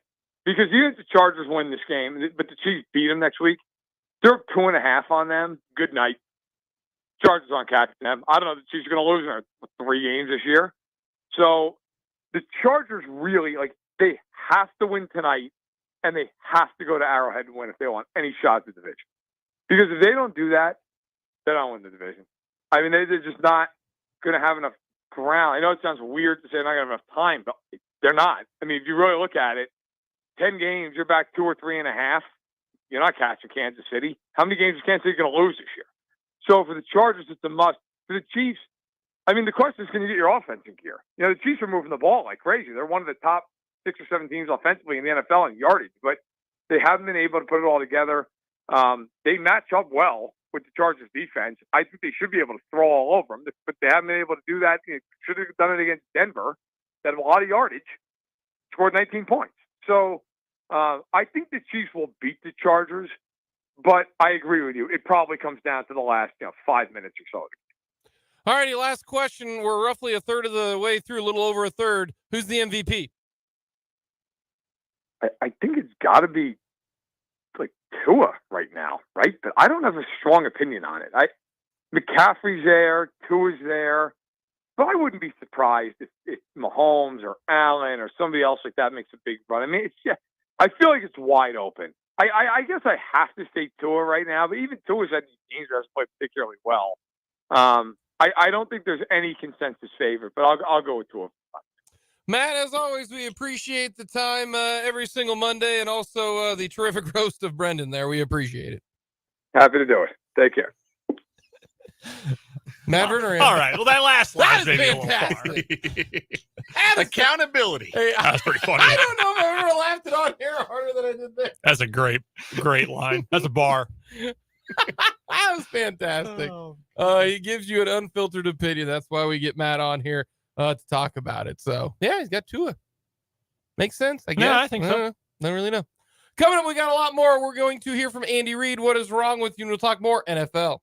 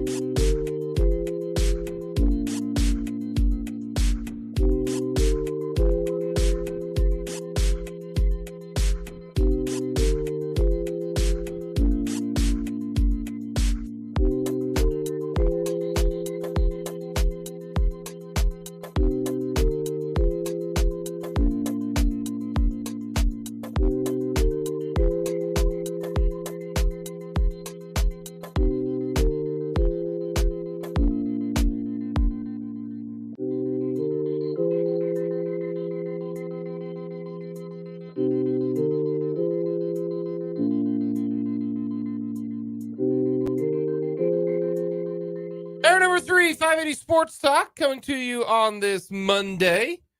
This is a beautiful Monday afternoon, I'll tell you that. Very nice. I had gotten so used to this weekend we're getting my fall fits off. I'm not going to lie. Crew neck all day Saturday, quarter zip day yesterday, and now it's gone again. Yeah, I was really enjoying the brief appearance of my sweatpants and hoodie era this weekend, but it appears that we will be back to, after a short hiatus, we will be back to shorts and short sleeves this week. Which is perfectly fine because you will get to wear your hoodies and your sweatsuits and your sweatpants and your, or as my son calls them, long shorts. That's what he calls sweats. Dad, I'm gonna go get some long shorts on so I can go outside, okay? Because I told him, I go, son, you can't go outside right now because this was yesterday because it was kind of chilly yesterday. I said you can't go outside there with shorts and no socks on. I said, Dad, I'll go put some long shorts on. I said, what? And he goes, I'm gonna go get him. So he runs into his room. It's like double speak in Brave New World. puts on a pair of sweatpants and walks out and goes, see, Dad, my long shorts. Long shorts. He's got a point. I do have a long sleeve shirt on. Comfortable, cozy, and a great fit, courtesy our friends at Home Field Apparel. Kansas State Copper Bowl champion shirt. Copper Bowl, 1998. Just like No, Bill 93. Snyder. 93. 93? Yeah. 93. Oh, 93. Yeah, not 98. No, yeah, definitely not 98. Your son's mind is going to be blown someday when he learns about Bermuda shorts and learns that there are actually already long shorts. Yeah. That's going to blow his mind. Oh, his 3-year-old minds get exploded a lot. He's already really mastered the rationale and like bargaining. Like, okay, it's too cold for this. I got another plan. Oh, Don't yeah. worry. Yeah. The one thing that he doesn't do well, though, is that young of age, they don't understand concepts, especially time concepts. So I'll say, Lawson, you got, after this, we're going to go do something. And he'll say, 27 minutes. In 27 minutes, we can go do that. And then I'll say, no. And he goes, okay, 5 minutes. Yeah, okay, that'll work. But you could come back in 30 seconds, be like, it's been 5 minutes, and he'd be like, okay, sounds good. Yeah, so you'll get your long shorts on. Don't worry, guys. It'll be coming back. Well, I mean, I was rocking out in my most comfortable pair of home jeans. I'm not a sweatpants guy. I know, and out of all of your takes, Brendan, every one of your takes that you have, that is the one take that I find most egregious. Yeah. Is that you will sit on the couch on a Saturday or a Sunday in jeans. Yep. Kick on back. Hop up on the couch. In jeans. It is. Kick your feet up. In jeans. It's either that or his cornbread is bad take that make me the most upset. Oh, I got food takes. I don't get upset about that. Because there are a lot of takes that I don't like lasagna. That's a good take. I hate ranch. Like there's a lot of food takes because food is so subjective. I have decided that I can do cornbread if I just like cover it with a stick of butter. That's fine. Yeah. That's very Southern. But the fact that the fact that you wear just they're so comfortable. yeah. I am wearing jeans today for the first time in months. I think these jeans probably thought I was dead.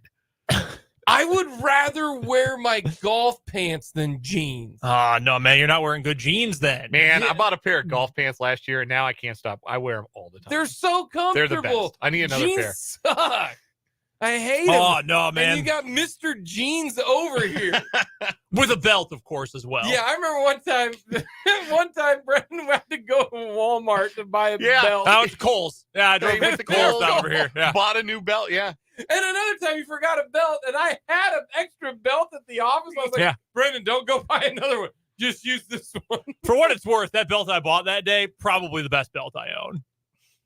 It's got a little give to it. It's reversible. I've got like 2 belts, and I wear the same one every day.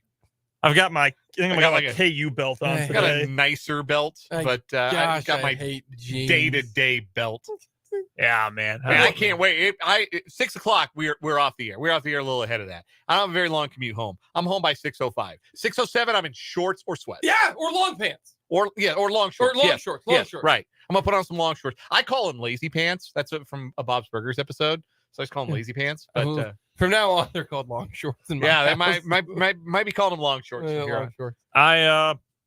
I'm gonna wear these jeans. I know until you go to bed. At 2:30. Oh my God. He wears denim 18 hours a day. Yeah. I do it. My mind is blown even more because he doesn't go to bed till 4 in the morning. He's rocking jeans until 3:30 in the morning. That's right. Lying on the couch, maybe catching a movie before I fall asleep, grabbing a bowl of ice cream, kick back on the couch. 18 hours in a denim prison of his own making. I forgot, Dan. You just made me. My mind is melting right now because I'm picturing Brendan at 2:30 in the morning watching the rerun of Jeopardy that he recorded in his jeans and belt. Yeah, no, that's correct. That is correct. 100% accurate assessment.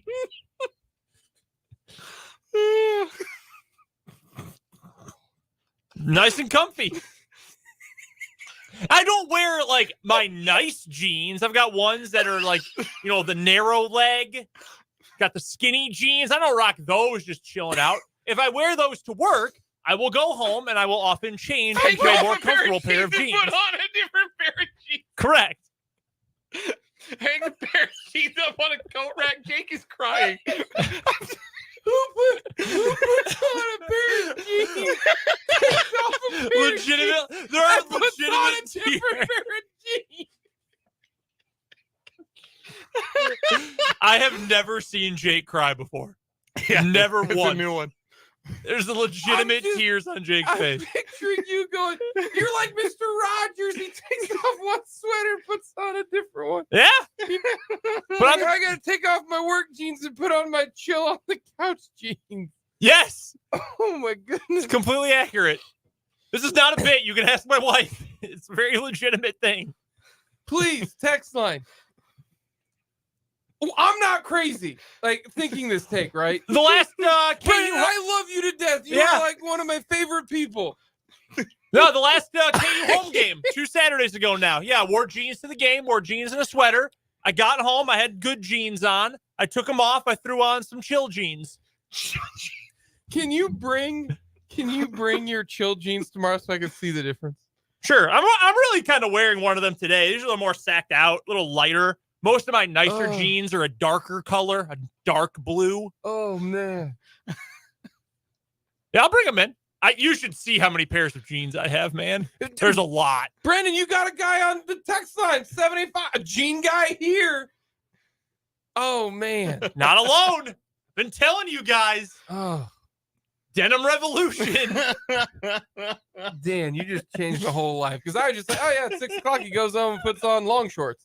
No, he puts on another pair of jeans. Yeah. Holy cow.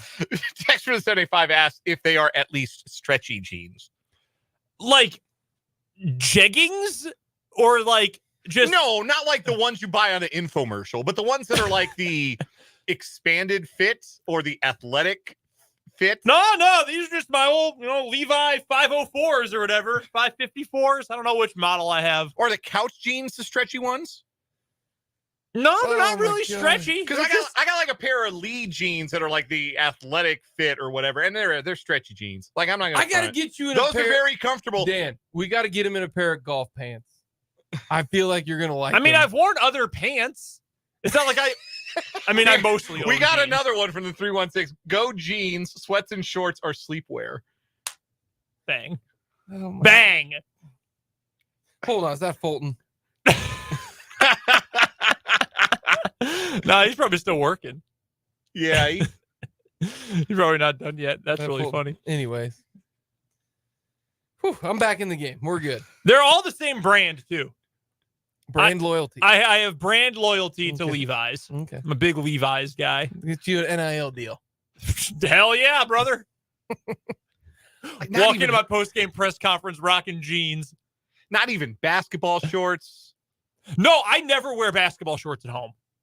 Unless I go for a run, and I'll come, and those, little So short of what the do you track go- shorts. But Like, okay, let's say it's okay. What do you do in the summertime when it's? What do you wear at night? You wear jeans? no, at night, Yeah. like when I'm sleeping, No. Like it's or just like at home. It's 11 o'clock at night in the summertime. You said you But- don't wear shorts. Well, no, like just lounging around the house. Like, oh, it's a Saturday, I got nothing to do. Let me throw on some basketball shorts and chill. I don't do that. Like, I'll khaki shorts or I was going to ask, what I like, would normally wear to what work. do you wear to mow the lawn? But then remember, you don't have a lawn to mow. Jorts or jeans. Shorts. Yeah, jorts are peak lawn mowing attire. I don't have a pair right now. My old ones, they're too Wait, torn. you're wearing jorts to mow? Absolutely. Why wouldn't I? A great time to wear them. Got that fray dangling down as you're, pivoting around in the corner of your yard. We have introduced into the vernacular in this segment chill jeans and long shorts. Yes. One by a texter and one by my 3-year-old son. This is talk radio at its finest, folks. We appreciate you all of you texting in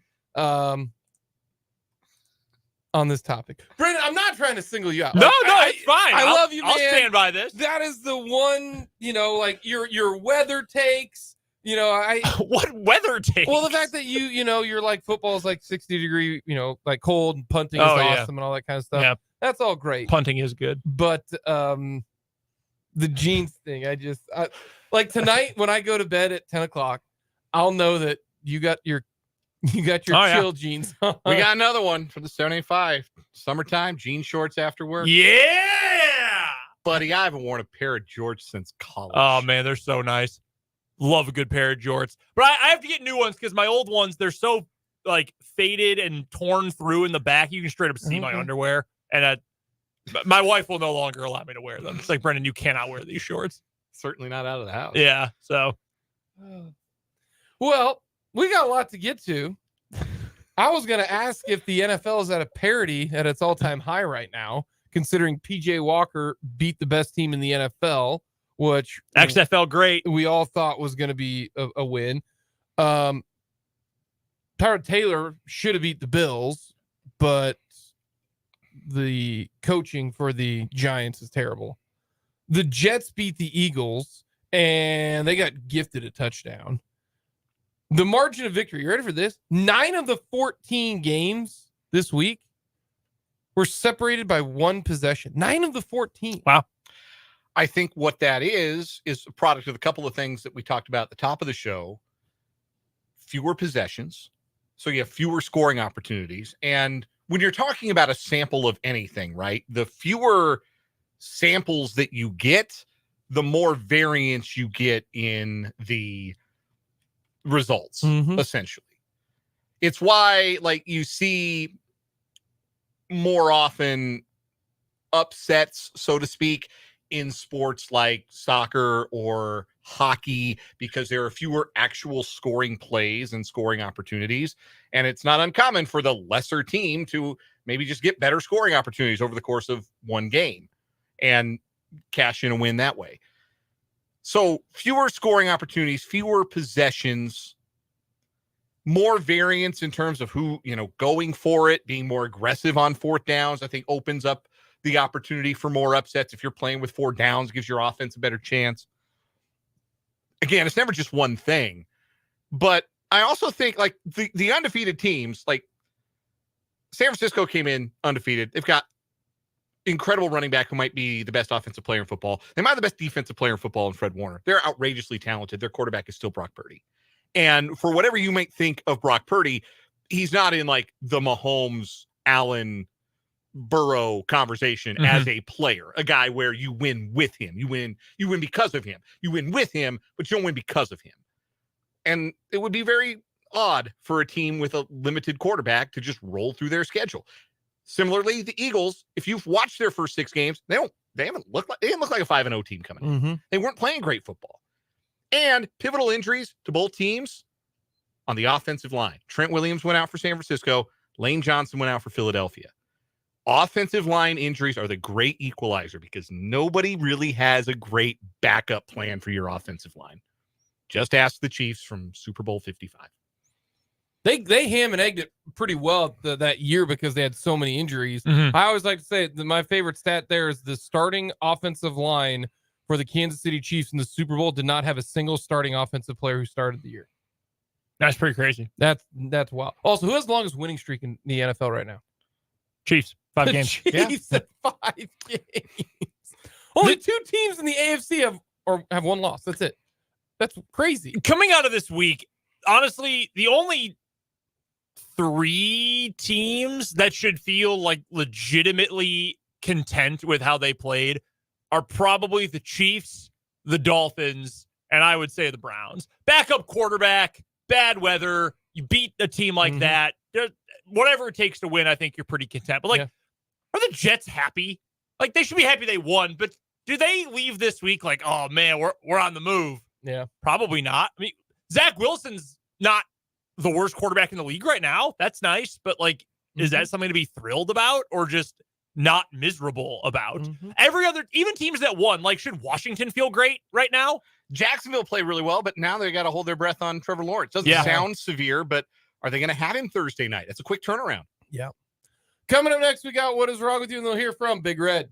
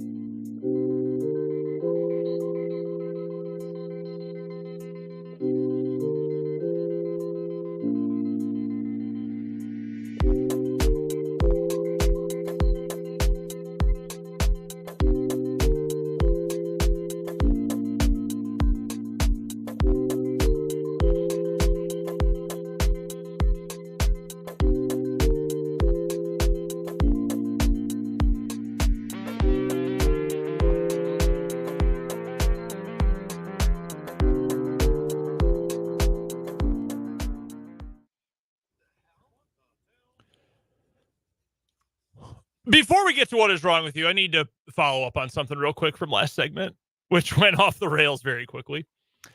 So I texted my wife during the commercial break and said, Jake was laughing so hard he started crying in our last segment while we were talking about how I wear jeans at home. And she responded with, crying because he is sad you're never comfortable? Me too, with a crying emoji. Honey, I am very comfortable. Very comfortable. Hey, your wife even getting in on the... I know. She thinks it's insane. She thinks it is truly insane. Like, there have been times, I'll wear a pair of jeans to work or whatever, and then I'll, sit down on the couch with jeans on, and Abby, my wife, will say, "Aren't you gonna change into sweats?" I said, "Oh yeah, I'll get up and do that," and then I get up and do that because I would rather be comfortable. No, man, I feel great. Hey, these jeans man. are going to be on till like 2:30. And we'll start anew with a new pair tomorrow. That's so much denim, man. That's a lot. That's a long time to wear denim. It is a lot of denim. That's true. We've got our What Is Wrong With You. No, before any of you make the joke, it is not me today. We've got 2 news stories, though, brought to you by Top City Metal Supply. They cut the metal you need to your specifications. That saves time, money, and material. So never settle when it comes to your metal with Top City Metal Supply. They can be found on South Topeka Boulevard, halfway between Frito-Lay and Forbes Field here in the capital city. Dan, why don't you go first with our first story of the week? It's always good when you have a story that's described as bizarre and convoluted in the headline. Yeah. We are going to NorCal, Northern California, Petaluma to be precise, where Petaluma police Saturday night arrested a juvenile suspected of shooting a gun while trying to fraudulently sell a vehicle. Uh-oh. So police were dispatched at 5:49 p.m. to a report of a woman saying somebody shot at her in the Safeway parking lot. Officers found a 41-year-old woman from, I believe it's Cotati, California, who said she initially was trying to sell a vehicle to the suspect, who was a 16-year-old male from Petaluma. The victim and the suspect met to discuss the purchase of the vehicle. They agreed the suspect would test drive the vehicle prior to paying for it. You'll never believe this, but he never came back with the vehicle. Shocking. He took off in the vehicle and was not seen again. Police said the victim later discovered the suspect had changed the vehicle's license plates and was trying to sell it online. So the victim, the woman, decides, I'm going to go undercover and I'm going to get my car back. Oh. I'm going to do a little detective work. She used an alias and arranged to meet with the suspect in the Safeway parking lot under the guise of wanting to purchase the vehicle. Again, her vehicle. When they met, they argued.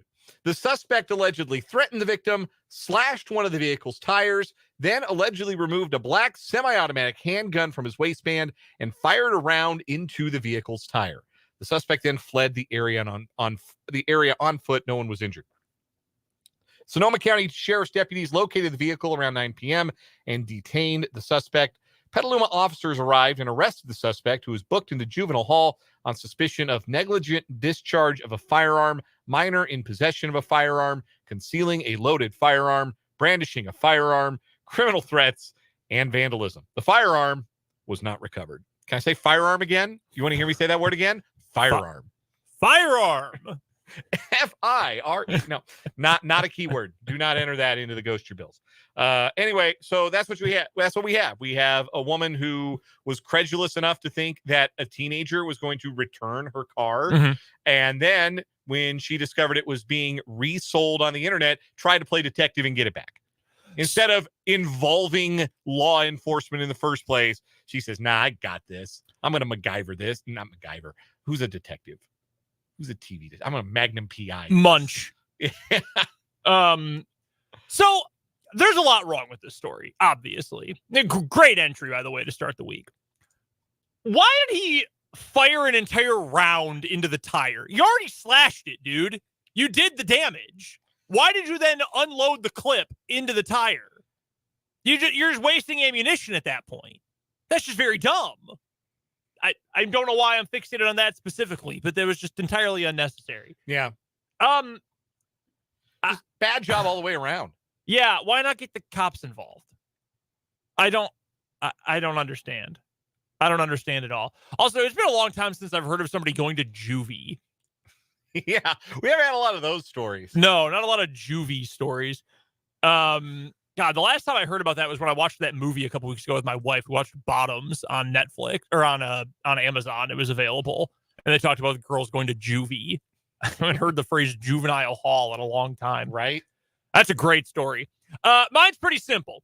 We're going to Hong Kong, where officials at the Hong Kong International Airport have uncovered 11 kilograms of what is suspected to be cocaine inside the cushions of an electric wheelchair. He was really sitting on keys. The haul, which is worth an estimated 1.5 million American dollars, was found when a 51-year-old man was going through customs clearance on Saturday. The man, who had arrived from the Caribbean country of St. Martin via Paris, has been arrested. He could face life in prison if found guilty of trafficking the drug.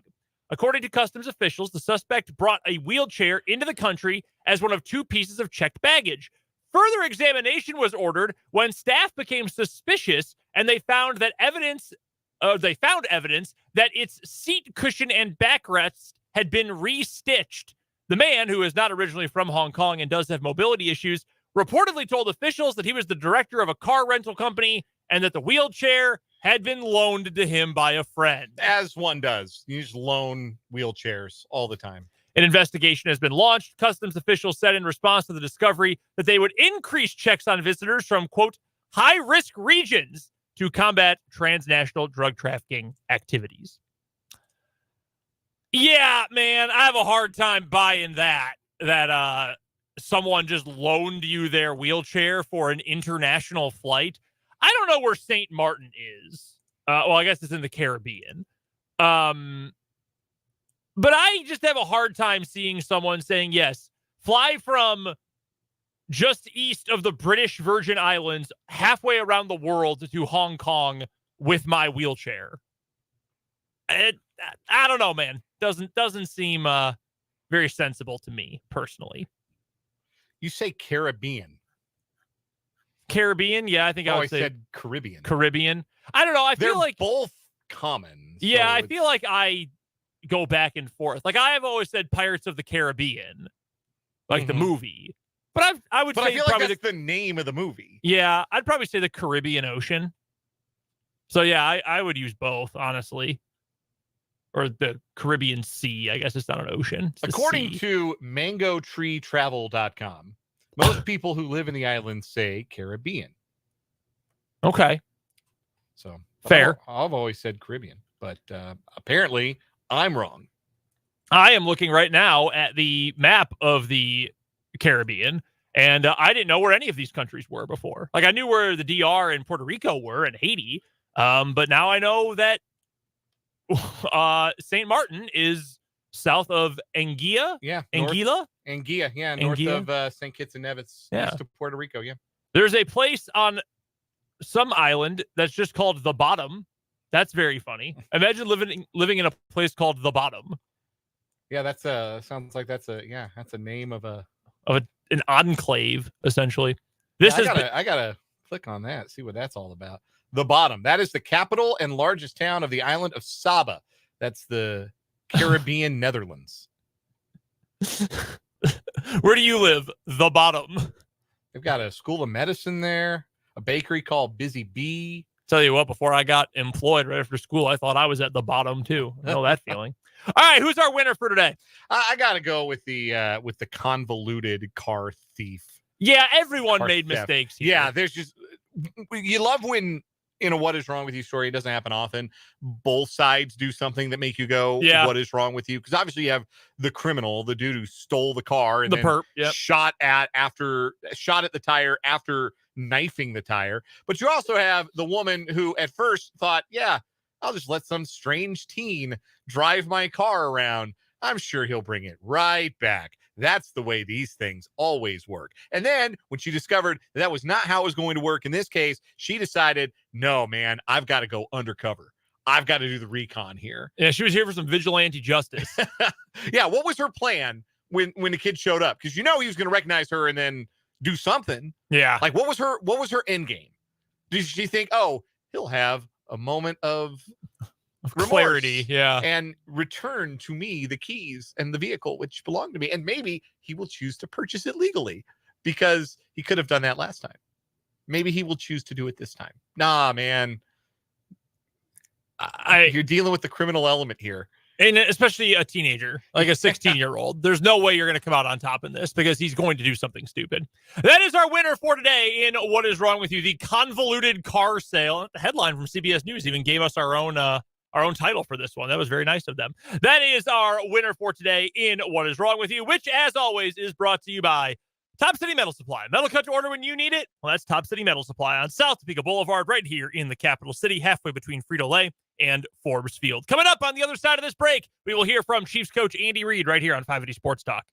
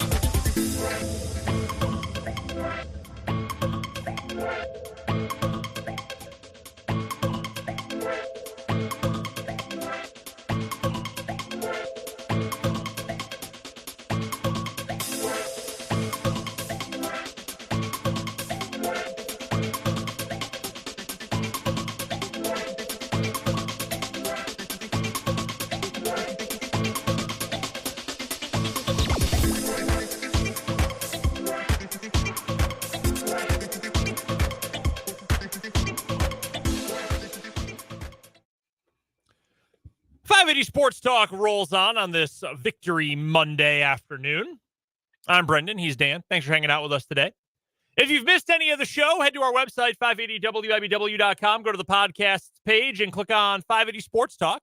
So you can find the show broken down into hour-by-hour chunks. Goes up right after the hour comes to a close. And, of course, you can go check us out on YouTube. 580 Sports Talk is where you can find us on YouTube. Just search 580 Sports Talk will be the first result. Make sure you subscribe to the channel. And then you can go back and watch the live stream as it happens right now. You can hang out in the comments section. You can go rewind the show and see anything you may have missed from earlier, including today, Jake literally crying on the air. I've never seen that before. Never. I've worked with Jake for over 6 years. I've never seen a tear ever. And it was all over his face. It really was. Couldn't stop laughing. That was phenomenal. You can go check that out again on our YouTube stream. 580 Sports Talk on YouTube is where you can find the video version of the show. The Kansas City Chiefs picked up a win on Thursday, so they just got to kick back and watch some football on Sunday this week, along with their regular weekend workouts. And Andy Reid, Big Red, he got to speak to the media today. Not very long, a little quick jaunt into the Zoom call for Andy Reid today, but nonetheless, we're going to hear what Big Red had to say. So let's hear from Andy Reid recapping the win in Week 6 and a little bit of a look ahead to Week 7 as well. All right, so seems like the game was quite a while ago, but we had some good things that we did. I thought defensively we played our hearts out. That Bucker had a phenomenal day, and offensively, heck, we had a ton of yards. We just got to take care of business in the red zone and get rid of some of the penalties. So, but other than that, I thought all three phases contributed, and there were some really good things you can take out of it. And at the same time, there's plenty of stuff that we have to work on.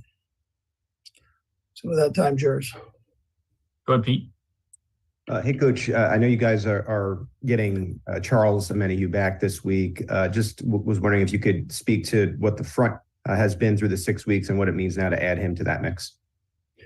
Yeah, so I think the front's done a real nice job, with pressure and hitting the quarterback. They've done a pretty good job with the run game, likewise. And Charles in there, who is a good football player, to the mix. I'm kind of looking forward to seeing him get in there. And I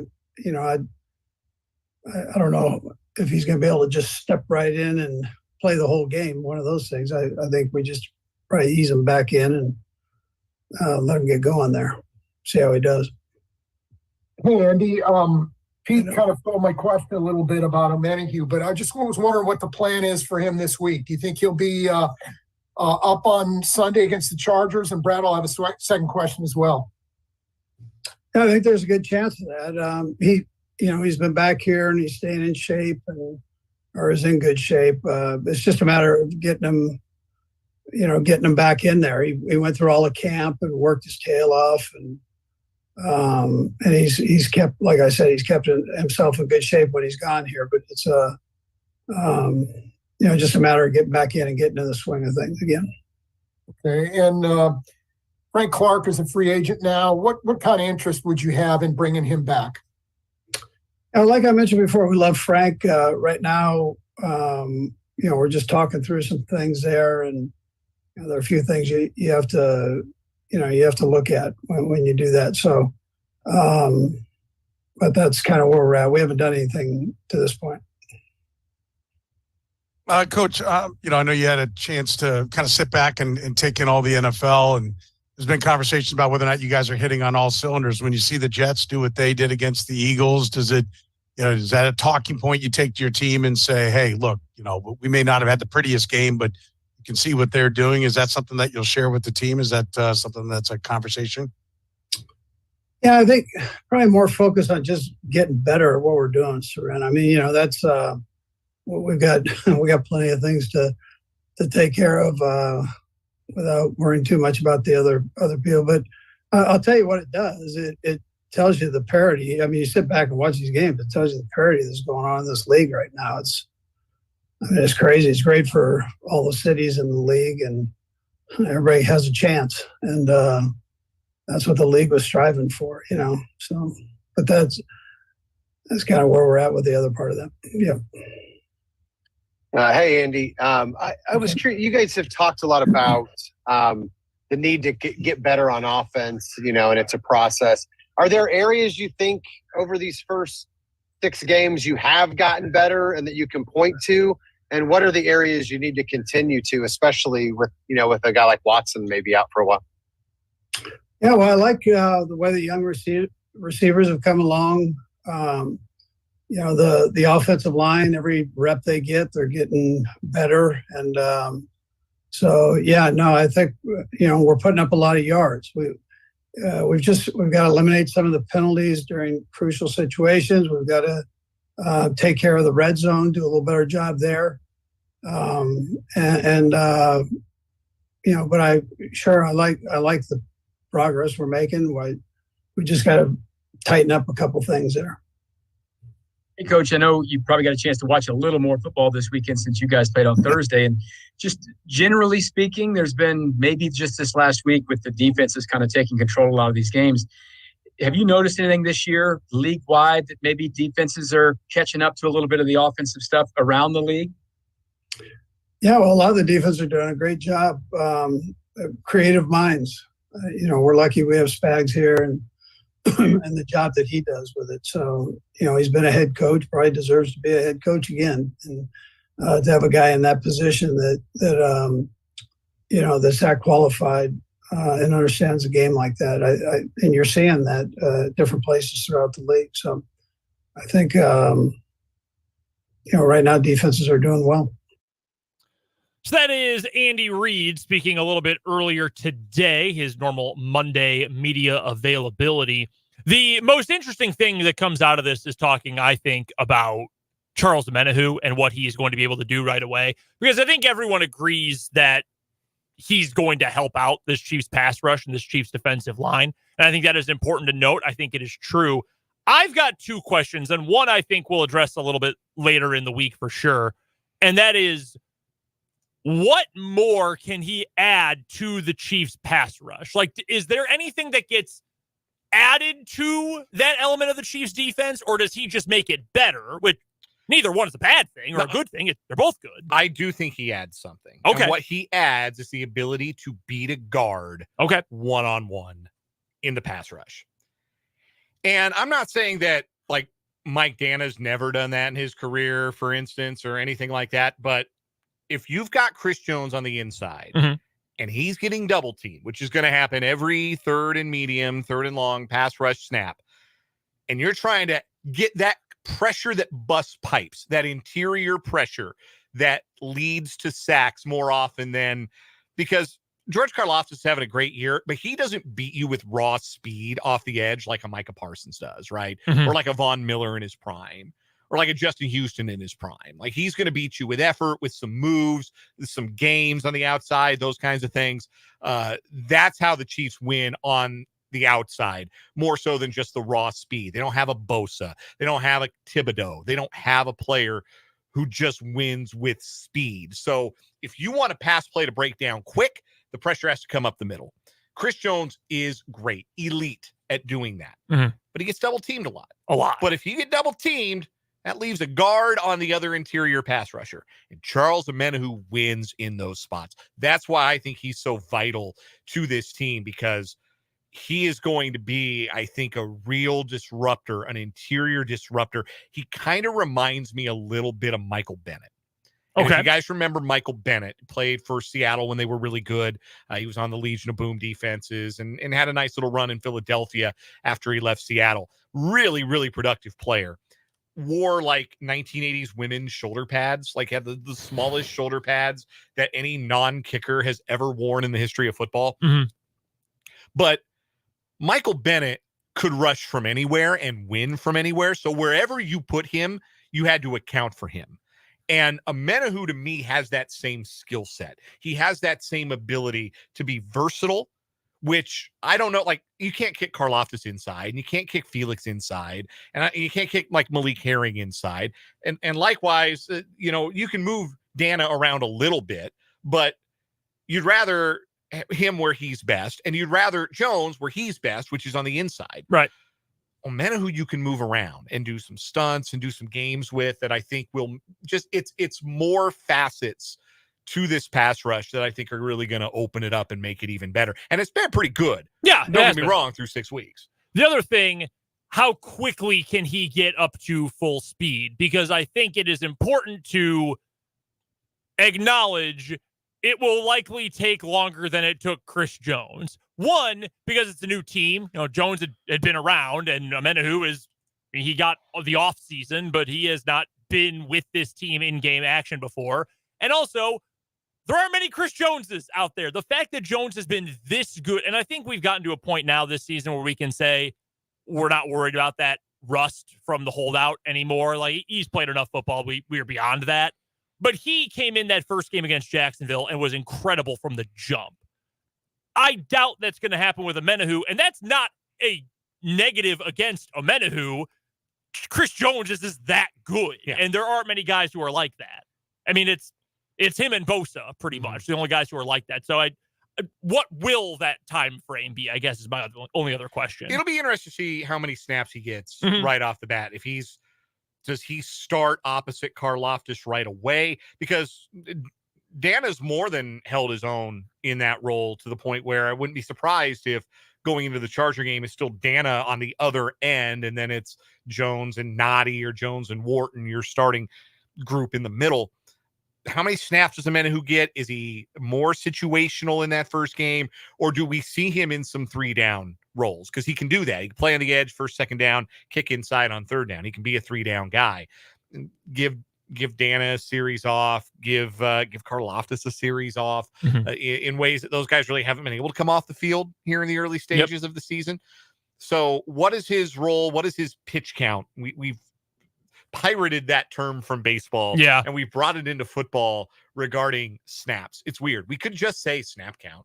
Like, it would be totally fine to use the term snap count, but no, we use pitch count in football now. It's wild.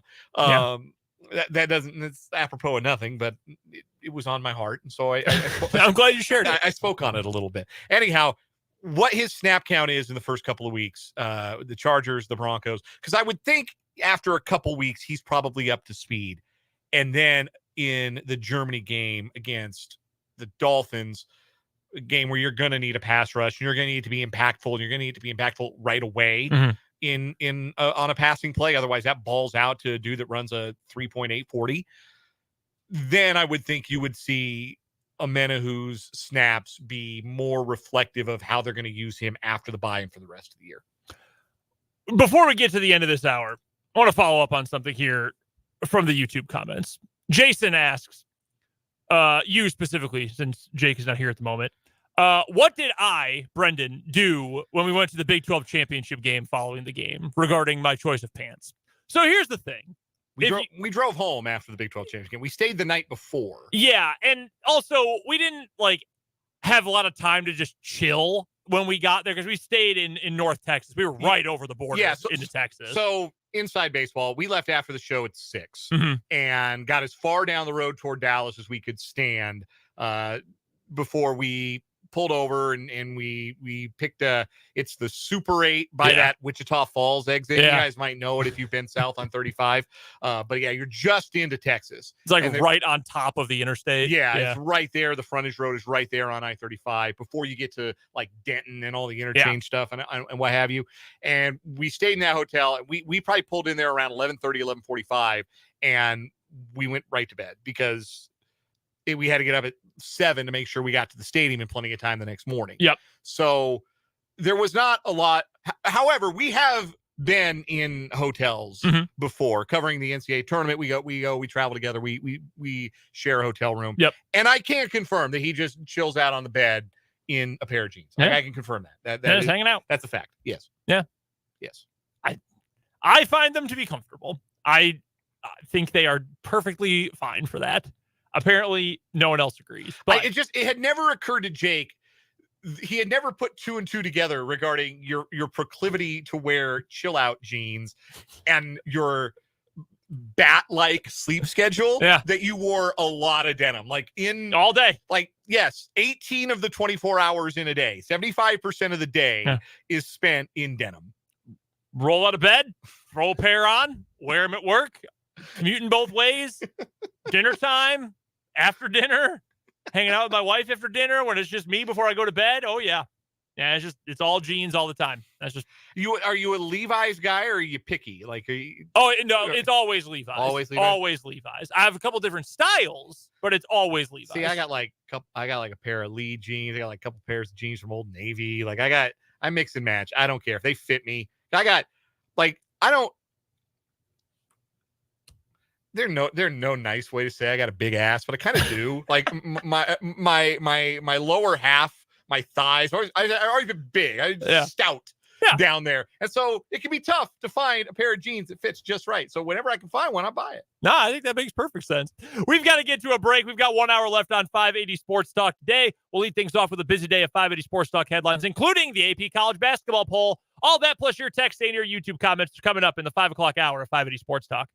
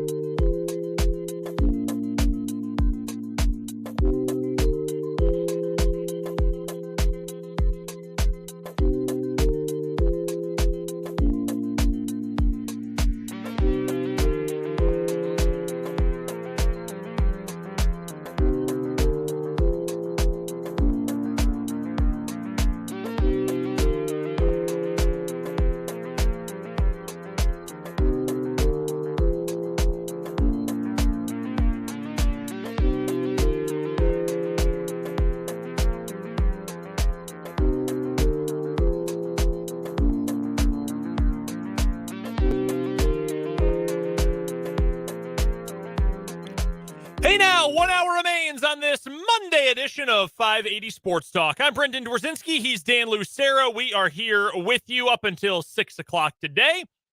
We got a full 5 o'clock hour coming up, and we would love for you to be a part of it. Hit us up either on the text line. Number is 785-272-9429. Or jump into the comment section on YouTube. Our YouTube channel is called 580 Sports Talk. Head there. Just click on the video. It'll be right there on the main page of the channel on YouTube.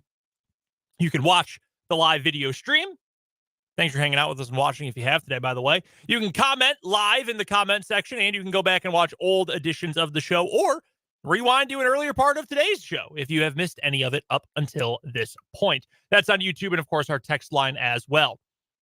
We'll get to our 580 Sports Talk headlines here in just a second. We will also take a look back at the college football weekend that was and some final thoughts on the quarterback situation at Kansas State.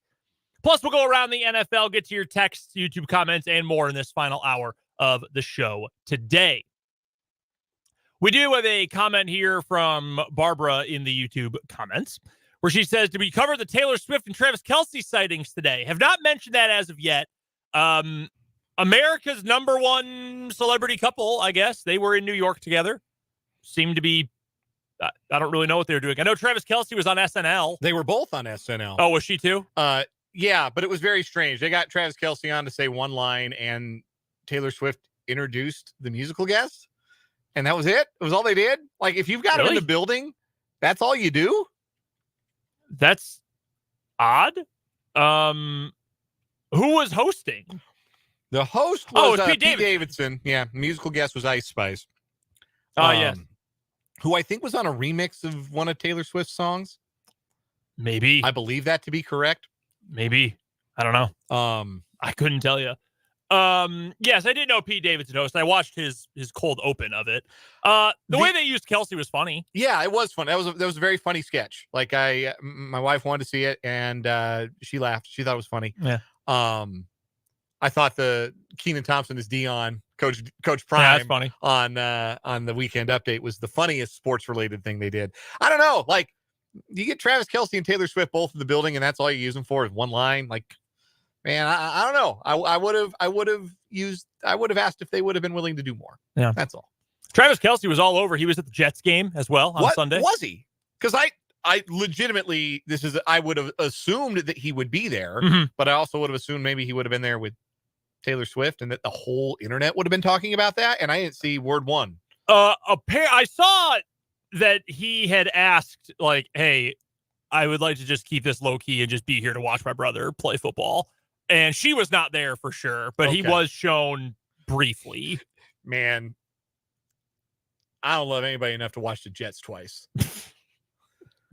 So I get it. I get where Taylor's coming from there. That's pretty funny. But yeah, no, he was all over New York in the last few days. So yeah, that's your update on America's number one celebrity couple right now. All right, let's get to our 580 Sports Talk headlines for today. My number one headline, the college basketball AP Top 25 poll is out, featuring 5 different teams getting at least one first place vote, but nobody got more than the Kansas Jayhawks. They are your preseason number one team in the nation. They received, and I got to do the math off the top of my head real quick. 46 of the 63. Yeah. 63. 46 of 63 first place votes belong to KU. Duke comes in at number 2. Purdue, they come in 3rd. They got 3 first place votes. Duke got 11. Hey, how did Purdue do in the tournament last year? They got bounced in the first round by a 16 seed. Yeah, they lost to a number 16 seed. We're going to trust them again? Is that what we're going to do? They didn't even get the full Dickinson. They just got a fairly Dickinson. Sorry. In fairness, the last time a team lost to a 16 seed, they won the national championship the next year. I was just about to say that 100% of the time it has happened. Yes. The next year, the team has won the national championship. Undeniable. Can't argue with the math. Number 4, Michigan State. They got one first place vote. Number 5, Marquette. I don't know, man. They were pretty tough last year, and I think they bring everybody back. I believe they do. I don't know. I mean, you know my thoughts on Shaka Smart, and I'm still kind of waiting for his teams to break through after 2011. Still kind of waiting, but hey, I get it. At the very least, I can get that one. Rounding out the top 10, the reigning national champions, UConn, who will play in Lawrence this year. They come in 6th. Houston, in their first year in the Big 12, they are 7th. Creighton, 8th. Tennessee, 9. The Owls of Florida Atlantic, they are number 10. Your other Big 12 teams in the poll, and no, I'm not going to include Gonzaga, although they are 11th. Or Arizona, who's 12th. Yeah, Arizona will eventually be in for sure. We do know for a fact that Texas comes in number 18, Baylor at 20, and that does it for Big 12 teams in the top 25. Now, we do have in the receiving votes category, Colorado, future member of the conference. They are technically 27th. Kansas State did pick up a few votes as well. And again, that does it. That is it. Not a lot of national love in the preseason AP poll for the Big 12 this year. Kind of interesting. Yeah, that is interesting. I also kind of get it. There's like more power conferences in college basketball than there are in college football. Mhm. And also the G5, you would call it in college football, but the mid-major conferences tend to have really, really good teams. Like Yep. you've got just in the top 10, Marquette, Big East, UConn, Big East, Creighton, Big East, Florida Atlantic, Conference USA, Gonzaga at 11th, West Coast Conference. San Diego State's in the top 25. They're at 17, Mountain West. Villanova, Big East, they're 22nd. St. Mary's, West Coast Conference is 23rd. So you've got much more of a presence from other leagues. I'm not going to be surprised if the season ends and half the Big 12's ranked. That's fair. It's what tends to happen. By the way, this is the first year in the American for FAU. That's right. They They- did switch leagues. They got bumped up to the American, replacing the Cincinnati contingent. There's a lot of that happening. Forgive me for missing. Oh, no, it's all over. Conference USA I'll is- call jar on myself, but yeah. No, not even a need for this one. Those Okay. are hard to keep. That conference has changed so much. No need for that there. Also, that came out this weekend. The Ken Pom numbers for the preseason. Ken Pomeroy himself has said, honestly, the AP top 25 is probably more accurate than my numbers the first week of the season, which is wild because we know the AP poll really doesn't mean a whole lot at this point. Right. Ken Pom's numbers have Purdue number 1. Honestly, it's kind of hard to dispute that. Like, they also bring back everyone. And maybe with experience, their guards will actually be good this year.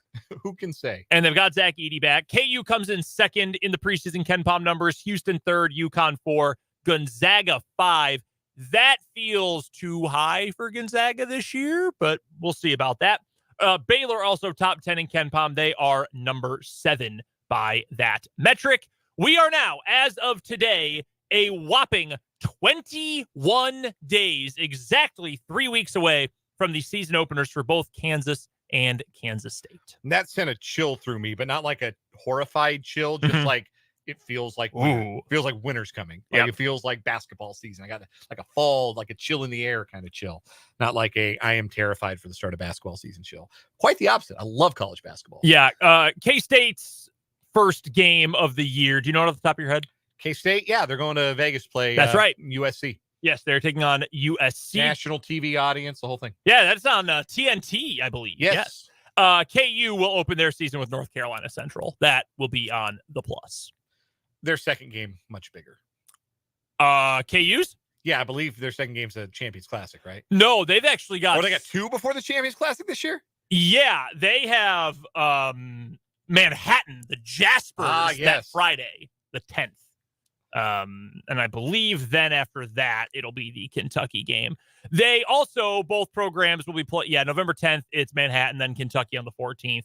And then it'll be Honolulu this year after that. KU plays Chaminade this year at the Stan Sheriff Center. Drew the Silver Swords. They did. Silver Swords back in the tournament this year. Both teams are also going to play an exhibition game, excuse me. KU is going to play Fort Hays State. That is on November 1st, so just a couple Wednesdays from now. And K-State will play Emporia State also on November 1st.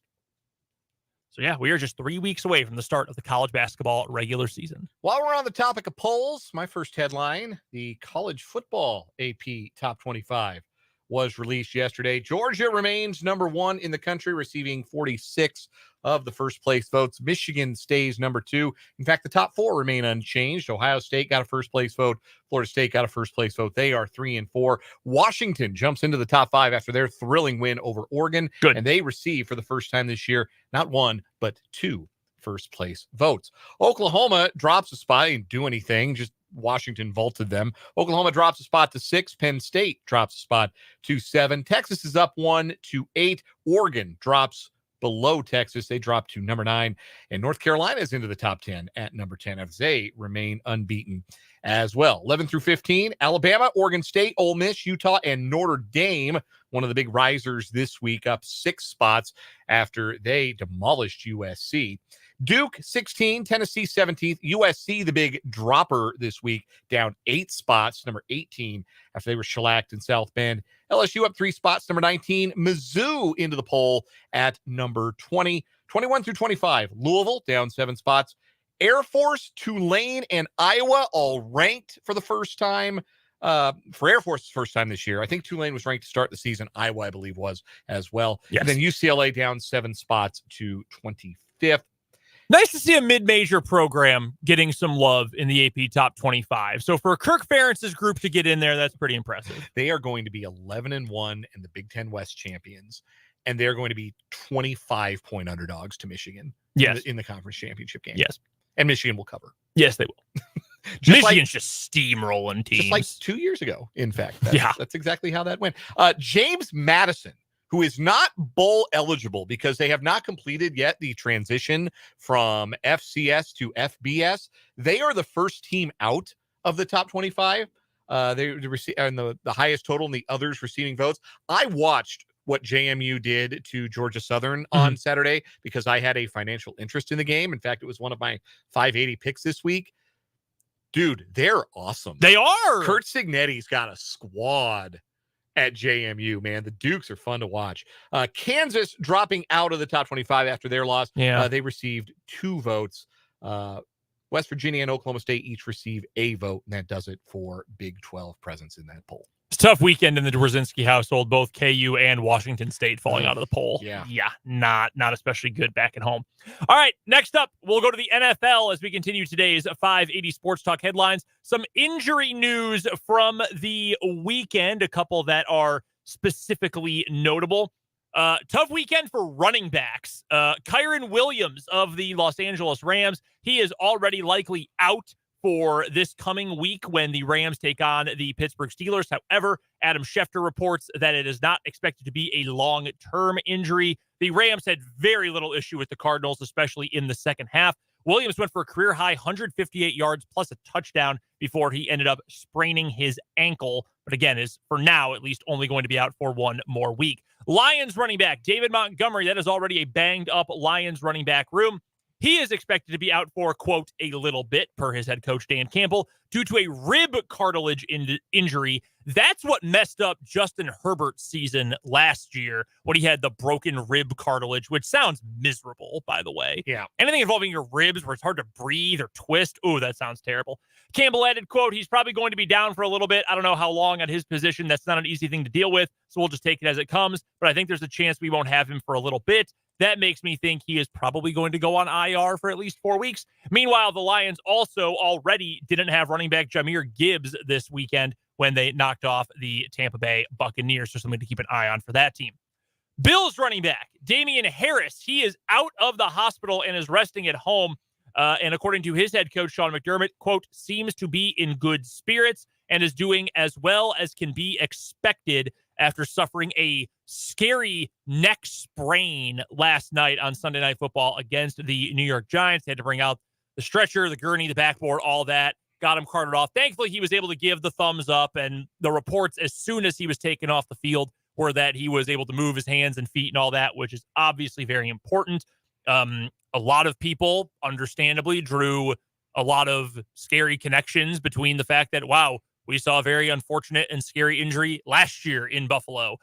Thankfully, not at all like the Damar Hamlin situation. And it sounds like Harris, at least long-term, is going to be okay. Did they have to put Damar Hamlin's name and number on the windows of the ambulance, though? Yeah, so if you didn't see this either during the broadcast on NBC or on Twitter last night, they being the medical team in Buffalo, have Damar Hamlin's name and number in the back windows of the ambulance at the stadium, which is insane. Like, I understand. Like, I get it, but that is insane. Here is a horrifying thing that is unfolding on this field of play. And as it unfolds, would you like to be reminded of maybe the most horrifying thing we've seen unfold on an NFL football field in any of our lifetimes? Would you like a reminder of that? Even though it didn't even happen on that field? Just ridiculous. It is super bizarre. It's like they retired his number on the ambulance.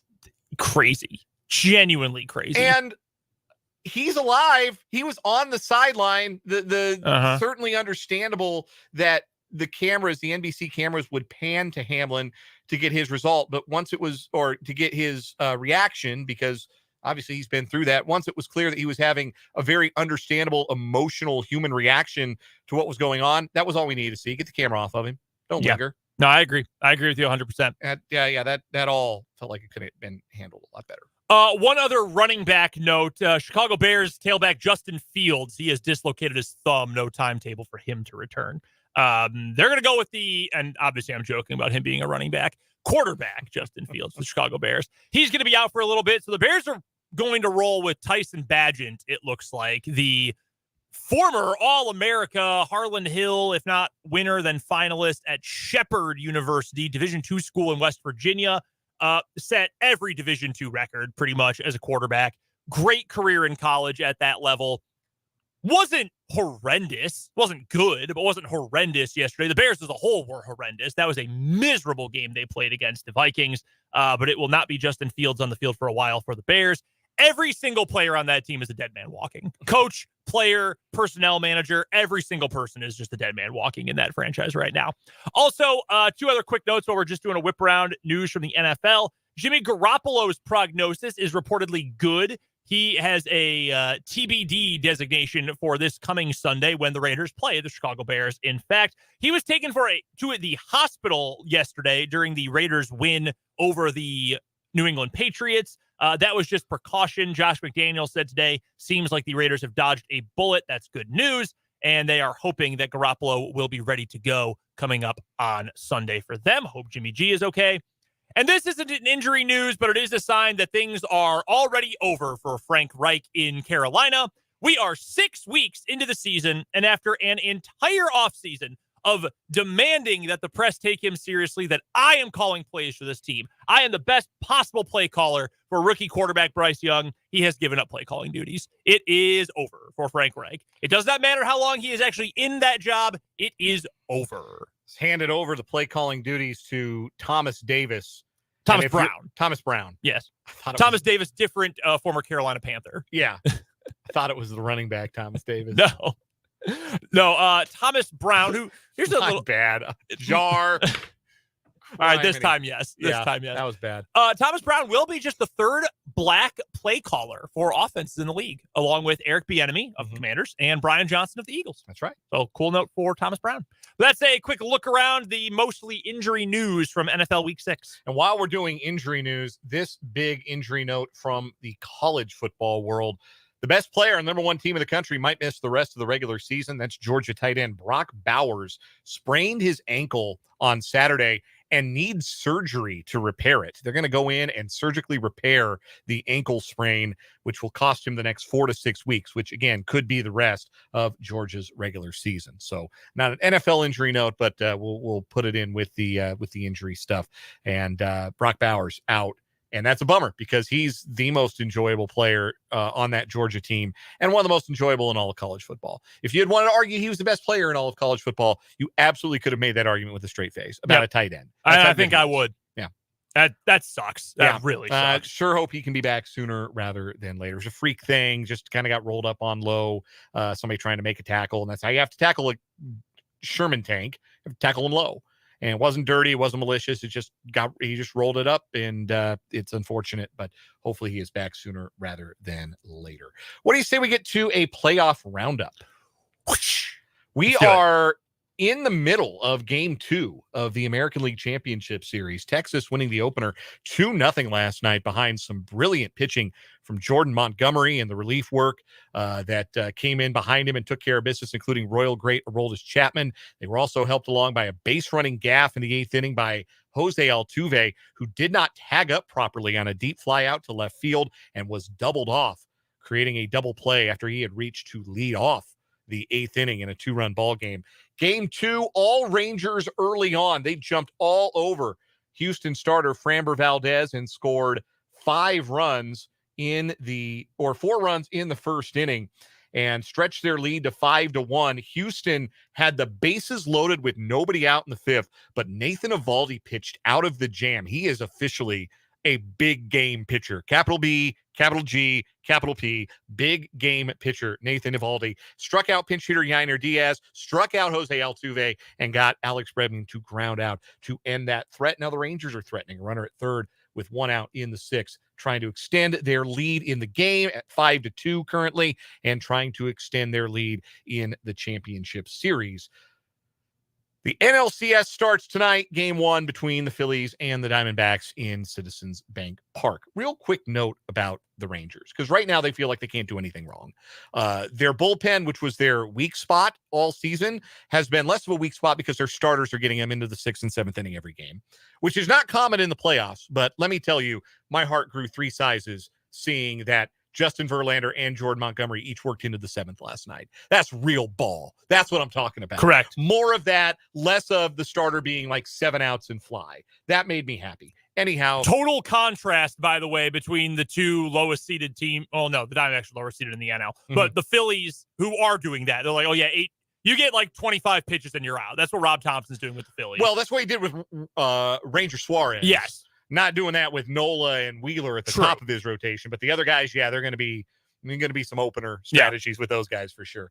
The other thing too is the Rangers don't feel like they can do anything wrong at the plate, which is fairly remarkable. They are they just did screw up. They had that run at third with 1 out, and Marcus Semien lined the ball right to Bregman at third base, who stepped on third to double off Leody Taveras for an inning double play. That's like the first wrong thing the Rangers have done this entire postseason. Yeah. You watch them at the plate, they are dialed. They aren't missing anything. And if it's off the plate by a hair, they're spitting on it and they're taking ball 4.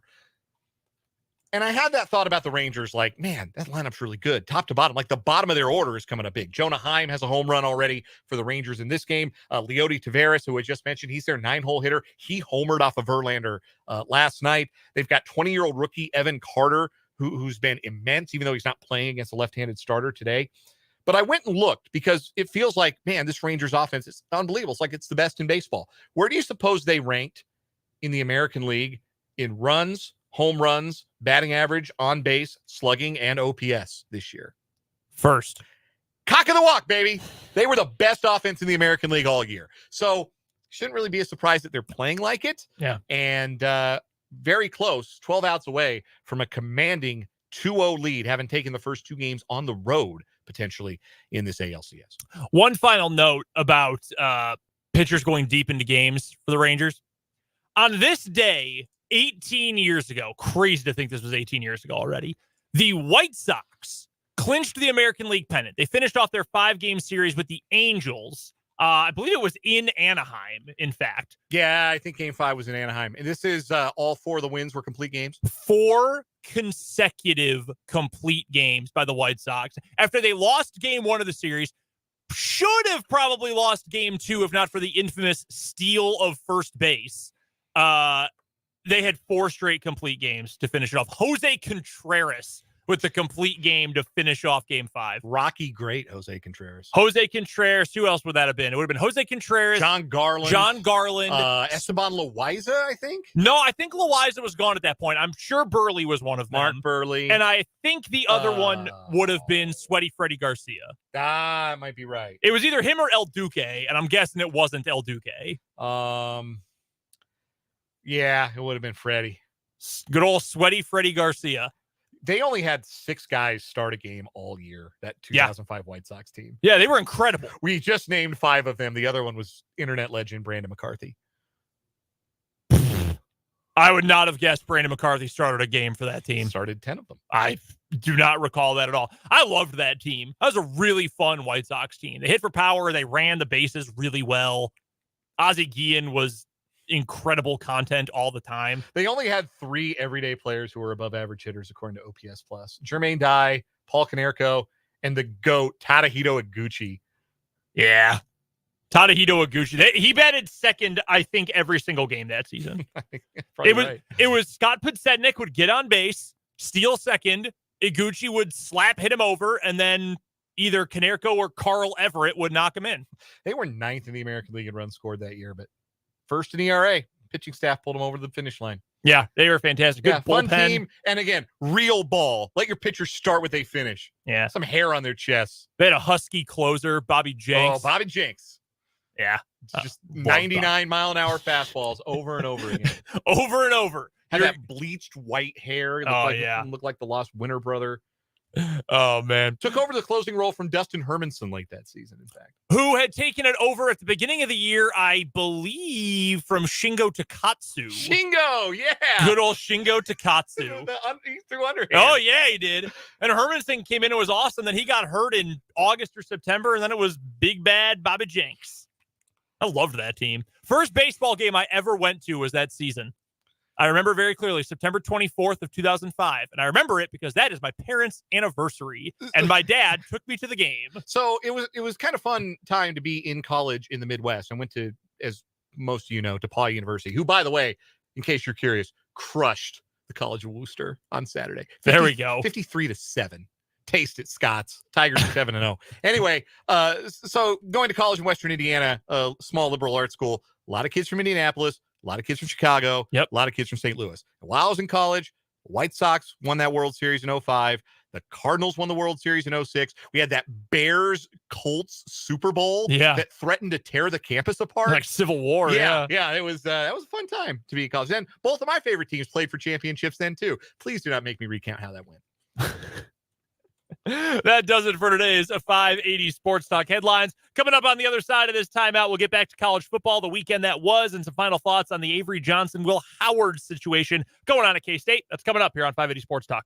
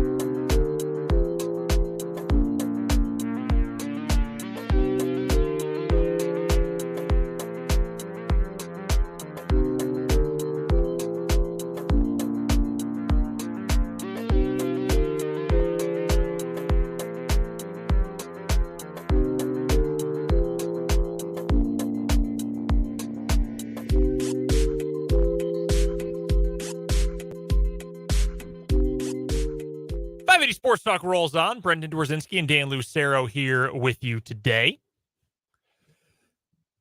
The weekend that was in college football, game of the weekend was the game that was hyped up the most. It was on ABC. You got Fowler and Herb Street. Oregon, Washington lived up to the billing. And I personally don't have an, maybe if you want to dispute the play calls, fine. I'm not as familiar enough with Dan Lanning and Oregon's playbook to know exactly what plays they should have called on 4th and 2 a couple of times. I've got no problem with going for it the couple of times they went for it, or the handful of times they went for it. I have no problem. Go win the game. I've got no problem with the play calling from Oregon or the decision-making from Oregon. You're not beating Michael Penix Jr. with field goals. Nope. You're not going to do it. And you know how we know? Because Michael Penix moved them right down the field and threw a perfect pass on the game-winning touchdown. Great play by Odunze as well to catch it. But I am team's great. Every time I watch Odunze, I am workshopping what might that look like if it was on the other end of some Patrick Mahomes passes. I mean, he can do everything. I'm not saying that should be the top priority for the Chiefs in the draft, and Lord knows we'll have plenty of time to talk draft, after the season and such. But imagine a receiver like there are going to be some good receivers in this draft, and imagine the Chiefs with one of them. Yeah, I mean, Odunze is that guy. He really, really is that guy, and he's probably going to get drafted pretty high, I would think, considering the fact that this isn't a great year for wide receivers. But again, we'll get to draft talk in March. Anywho, that was a hell of a game, and Penix is the real deal. I think Oregon is still a really good team. I think Washington right now should have an inside track to make to the college football playoff. And it's also very possible we see these two teams play again coming up in the, what would that be, first weekend of December. And now Oregon, if I'm not mistaken, they get Washington State this week at home at Autzen. That might get kind of ugly.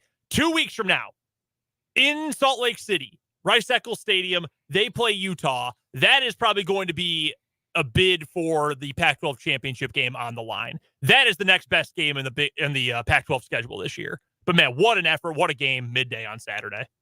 Yeah, we had a killer game. Two great teams. The Pac-12 continues to be the conference that gives us the most stuff to talk about this year. It really is. In the Big 12, we have no idea outside of the two teams that are about to leave who's actually good or if anybody is actually good. That's the Big 12 discussion is, well, this league is being carried by the teams that are leaving. The SEC is not particularly interesting because it just the teams that we thought could be real SEC contenders have some bad losses already. So I don't think the SEC is compelling. The ACC, I know that North Carolina is still unbeaten. Florida State is still unbeaten, but there's not much sizzle to the ACC. And the Big Ten is a 2-team league. Maybe it's a 3-team league. We'll find out this week when Penn State plays Ohio State. But still feels like it's a 1-game season over in the Big Ten. So the Pac-12 is the league week in, week out. It's given us the most stuff to talk about, whether it was that Oregon-Washington thriller, whether it was Arizona suddenly looking like a top 25 caliber team. I'd have ranked them this week myself. I would have put them in my top 25. I think they're that kind of team. I think they're that good with Noah Fafita running the show at quarterback. They put it on. A Washington State team I still have regard for, but they just put it on them in Pullman. USC giving us something to talk about because they looked miserable. They had a terrible time in South Bend. Colorado still giving us something to talk about every week. Blew a 29-0 lead to a team that I was legitimately asking on Twitter watching the first half of that CU Stanford game. Is Stanford the worst Power 5 team in the country? So Friday, I didn't see the end of that game because I got home. Abby hadn't been feeling great that day. So I'm like, you know what? Let's just get in bed. We'll just hang out for a while and, wake up Saturday for football. So last thing I see on my phone before I put it down for the night was, I don't know if it was your tweet or someone else, is Stanford even going to stick around in the FBS at this rate? They are just miserable. I did not know until the middle of the afternoon on Saturday that they had come back and won that game. I had no idea. I think I was watching it. It was the ABC halftime or something when they made reference to it. I thought, wait, what do you mean Stanford won? And I had to go back and look and say, oh, my God, how did this happen? Well, they unearthed a dude on their bench who had never caught more than 4 passes in a game in his career. And it turns out that he's some kind of combination between Randy Moss, Jerry Rice, Justin Jefferson, and maybe Jesus. He was incredible. This Ao Manor, sorry. Ao Manor, yeah.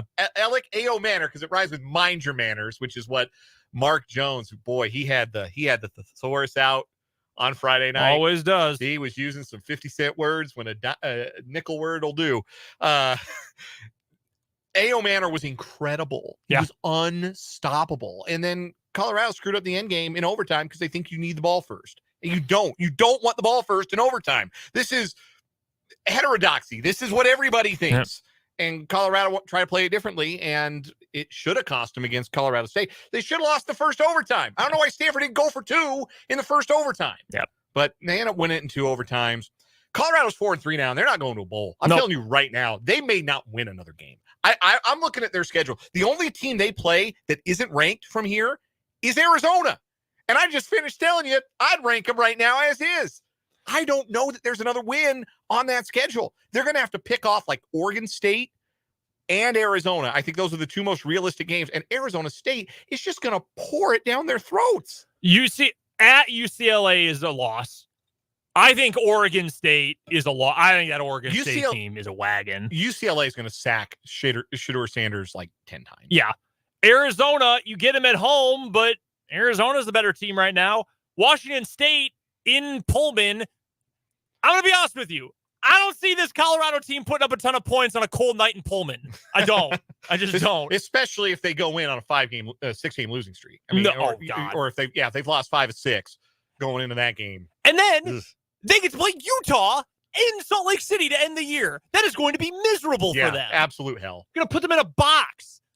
Some final thoughts on the local teams from this weekend. One final thing on KU, because we did cover KU a bunch in the first hour of the show. Vance does ask on YouTube, did we get to any of the officiating in the KU game? Didn't bring it up. I know Leipold was really pissed off after the game about it, and I get it, and it was bad. They missed a couple of calls. The missed offside was bad. I mean, that was pretty obvious. But by the same token, like, you give up 7 pass plays of 19 plus yards in the game. Like, I just have a hard time being super upset. And it was bad, yes, but I don't know, man. I felt like the team that played better, and certainly the one that executed better down the stretch, won that football game. Yep. And that's the next step for Kansas to take, to make sure that when they have a chance to stick the dagger in, that they're the team that does that on the road against a team playing well. There's one thing to stick the dagger in against UCF at home. Yeah, we've seen the 4-quarter game in the UCF game, because that's what we said, right? We need to see KU play a full 60 minutes, and they did that against UCF. You got to be able to do it on the road too. And KU got like 73% of a game played in full phenomenally, but couldn't quite close it out. So that's the big difference there. K-State, get ready for the debate. Get ready for the conversation. We will hear tomorrow from Chris Kleiman during his weekly press conference, and I'm sure the first question he's asked will be about Will Howard and Avery Johnson. The depth chart came out today. There's an or. Will Howard or Avery Johnson. I know Kleiman does not put that together. Colin Klein does not put that together. That's the athletic communication staff that does that. But that's going to be the hot topic. Here's my question, because we've gone through a lot of that. Can you go back if you go with Avery now? Can you go back to Will being the guy in 3 weeks if it's clear that Johnson needs some more time to incubate? That's difficult, and I would say that's difficult regardless of the program, regardless of the players involved. Oh, absolutely. It's always hard because once you do it, you can't. I don't think you can do it regardless. Like last year, K-State couldn't have done it when they went to Will Howard for the Oklahoma State game. And then Will Howard made a moot point because they beat Oklahoma State 48-0 with Will Howard. He played unbelievable. And it was readily apparent that this is the direction it needs to go. It's just about juice. And K-State felt like they had a lot more juice with Avery Johnson on the field. The running game had more punch. Trayshawn Ward, we haven't said his name all day on the show. He went over 100 yards. He was awesome. Yeah, he was. He best game as a Wildcat by far. And a lot of that was made possible by the fact that the quarterback on the field with him was an equal running threat. DJ Giddens ran the ball effectively too when he was out there. Like, it juiced the running game, and it also took away the elements of the K-State offense that weren't working, which were the more difficult throws, the higher level throws, the downfield shots that they were trying to take with Will Howard, but that just weren't there, that weren't coming together because, one, Howard wasn't making the throws, and two, when he was making the throws, they don't have dudes at wide receiver they're gonna be able to win their one-on-one matchups and bring them in the way you need to make that vertical passing game work.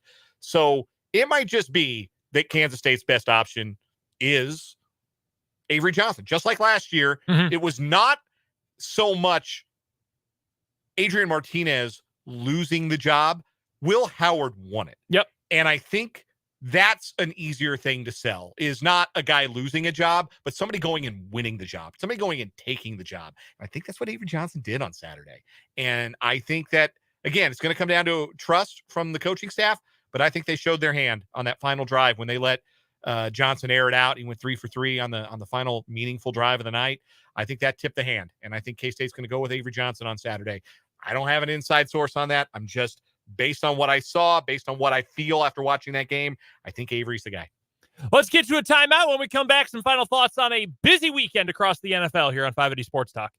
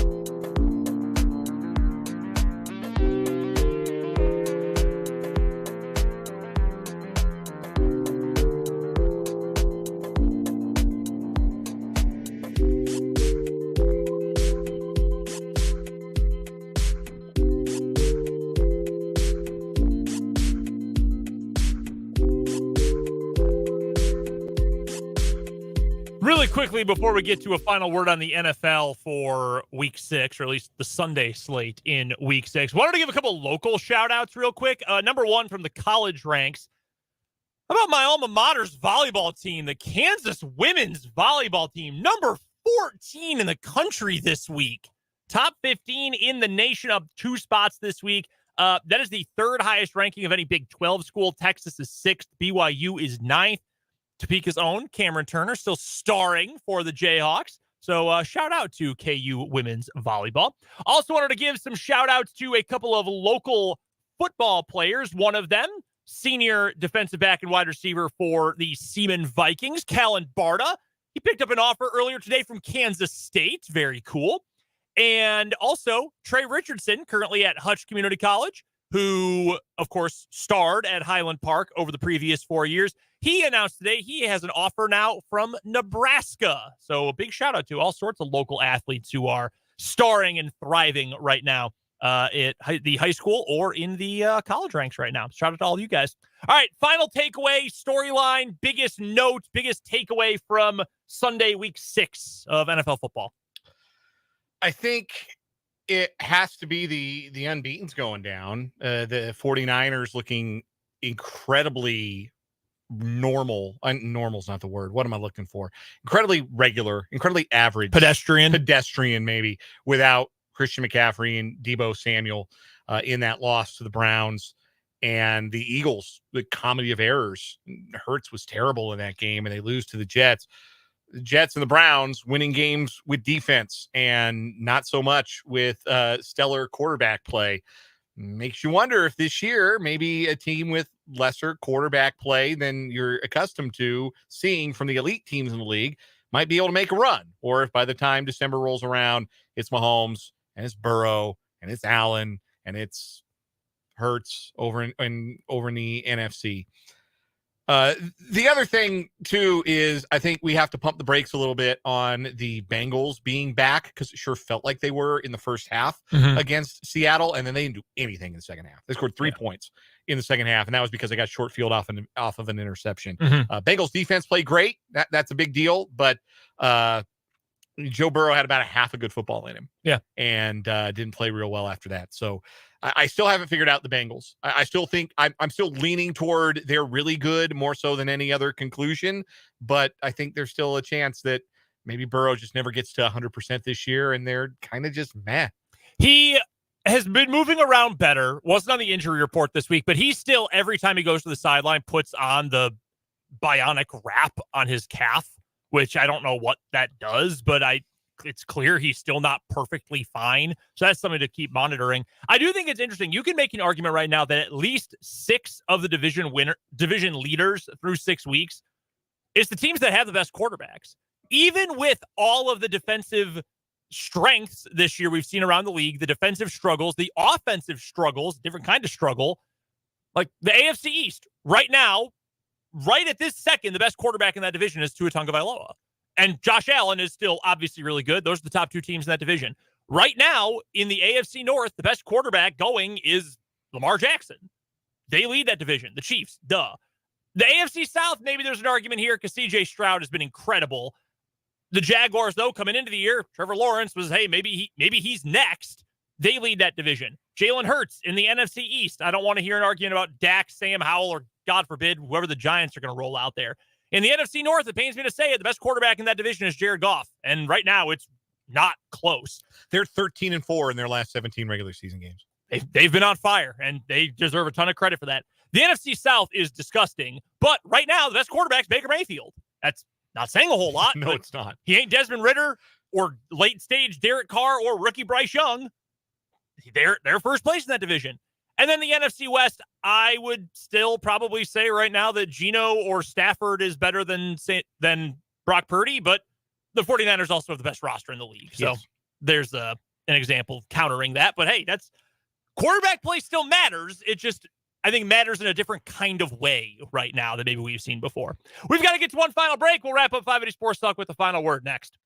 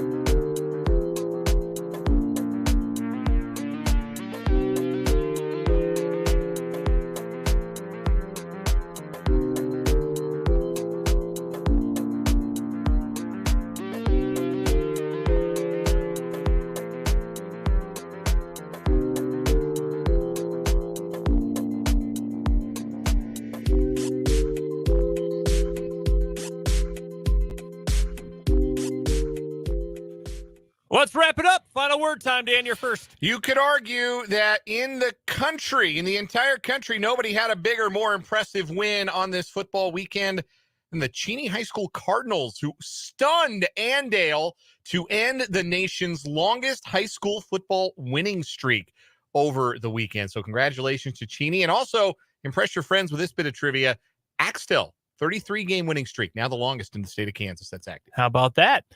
Final word for me today. If you're a KU fan, don't panic too much after the loss to Oklahoma State. It stunk. It was extremely frustrating. It was annoying as much as anything that KU ended up losing a game it certainly should have won.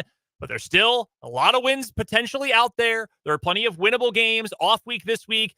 It's going to be tough with Oklahoma coming up after the bye. I do want to make that clear that you might not get the instant gratification bounce back win following the bye week because Oklahoma, pretty freaking good. But take a deep breath. You got a bunch of winnable games. After that, 7 wins certainly, maybe still 8 wins in the cards, even with this loss to Oklahoma State. Just take a moment, take a deep breath. KU's going to be just fine. Coming up tomorrow on 580 Sports Talk from 2 until 6, we'll be joined, speaking of the Jayhawks, by Michael Swain of Fog.net for Jayhawk Weekly. We'll talk all things KU football, and we'll talk about that AP preseason basketball poll as well, in which KU is number 1. We'll also be joined by Kent Swanson from the KC Sports Network to talk all things Kansas City Chiefs. We'll get to that and so much more. Don't forget to check out the YouTube. 580 Sports Talk is the name of our channel on YouTube. Check out the podcast page as well on our website, 580wibw.com. For Jake Laban, for Dan Lucero, I'm Brendan Dworzinski. Appreciate you guys listening to 580 Sports Talk.